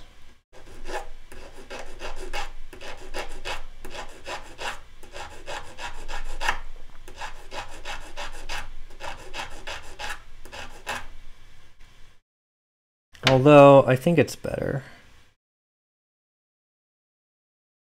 if I could twist it just a little bit, it'd be fine. All right, let's take a look at this. We're just measuring this, really making sure that they line up correctly.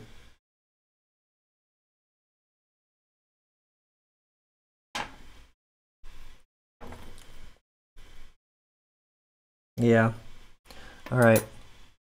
So let's increase these angles again.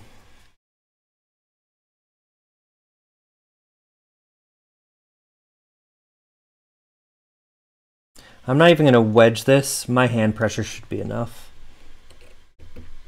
Oh, maybe not. It moved. It moved.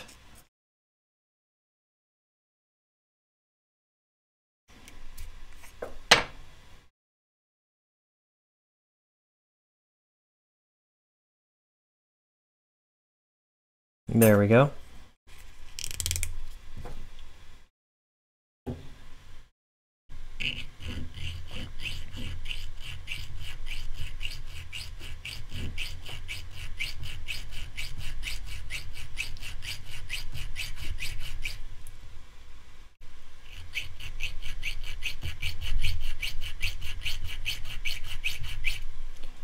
All right, that looks good.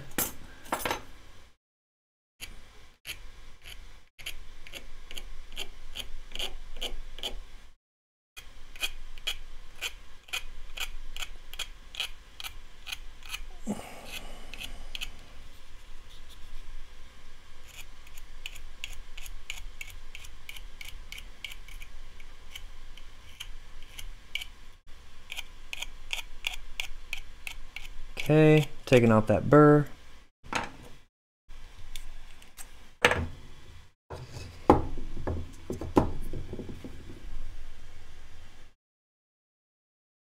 Put those together and measure.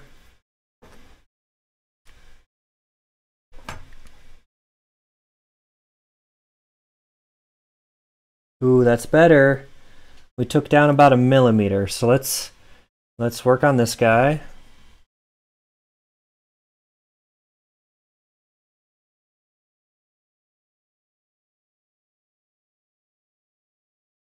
Okay, clamp it.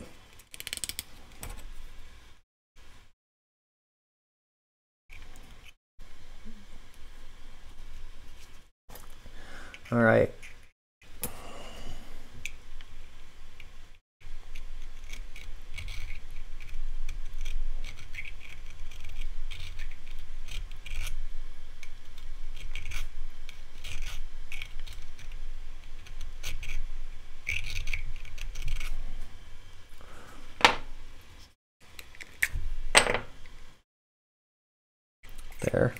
There we go. Now I can really.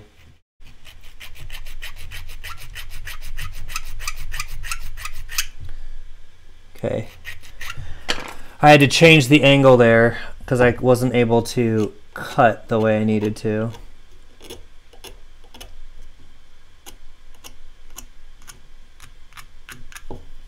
Okay, this side. We're just taking off this burr. That's better. Okay, back down here. Let's get them lined up and take a peek at what we got.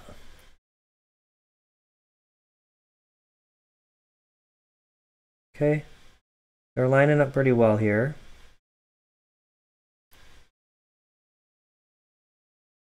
That is so much better. It's down to about 15 millimeters. All right, I'm gonna put the second angle on this one. I'm much happier with that.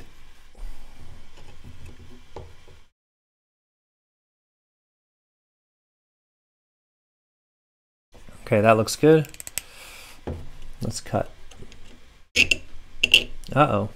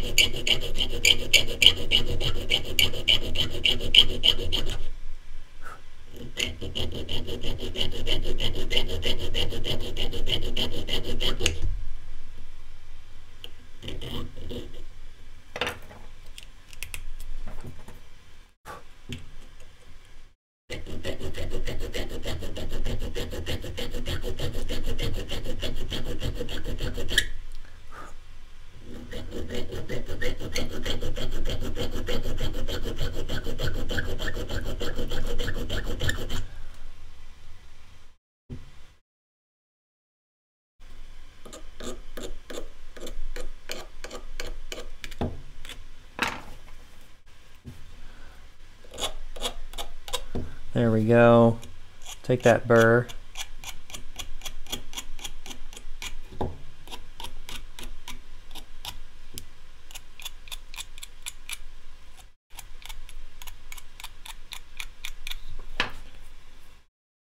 Ooh, I don't know what song this is, but it sounds like Alabama Shakes, and I have a feeling it's called I'm Yours.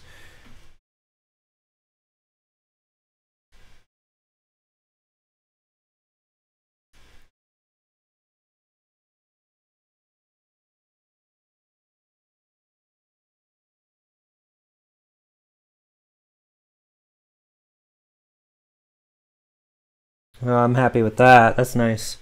All right, let's take a look at these faces and see if they line up. Not perfectly. All right, I want to move this one. And I want it to be like right there. So we're gonna come back to the clamp, and I'm gonna try to get that mark that I just made aligned right on the outside. So that's where I cut instead. Okay, clamp it up.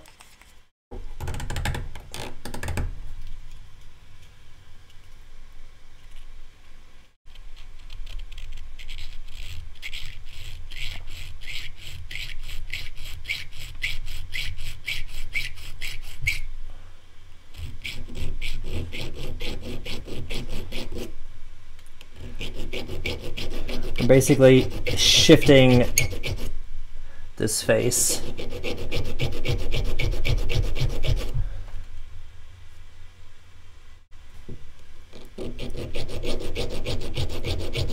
Ow, hot. Okay. There we go. That looks good. Let's fix this burr.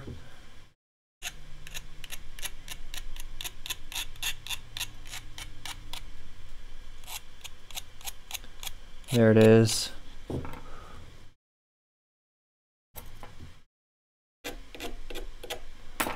Okay, and pull the piece out, and let's just examine it. The irony is I may have just gone too far in correcting that angle.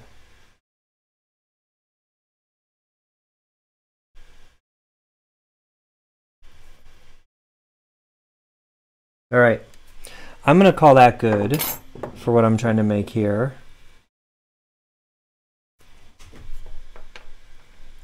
So let's see.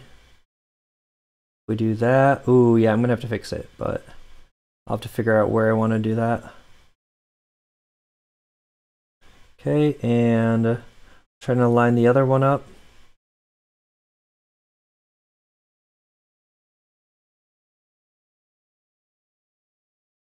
Okay, and I'm gonna have to bend these too just a bit, but I don't know how I'm gonna make that happen without other pliers yet. The good news is I do have new pliers on the way, so when those get here, I can more easily make these little bends that I need to.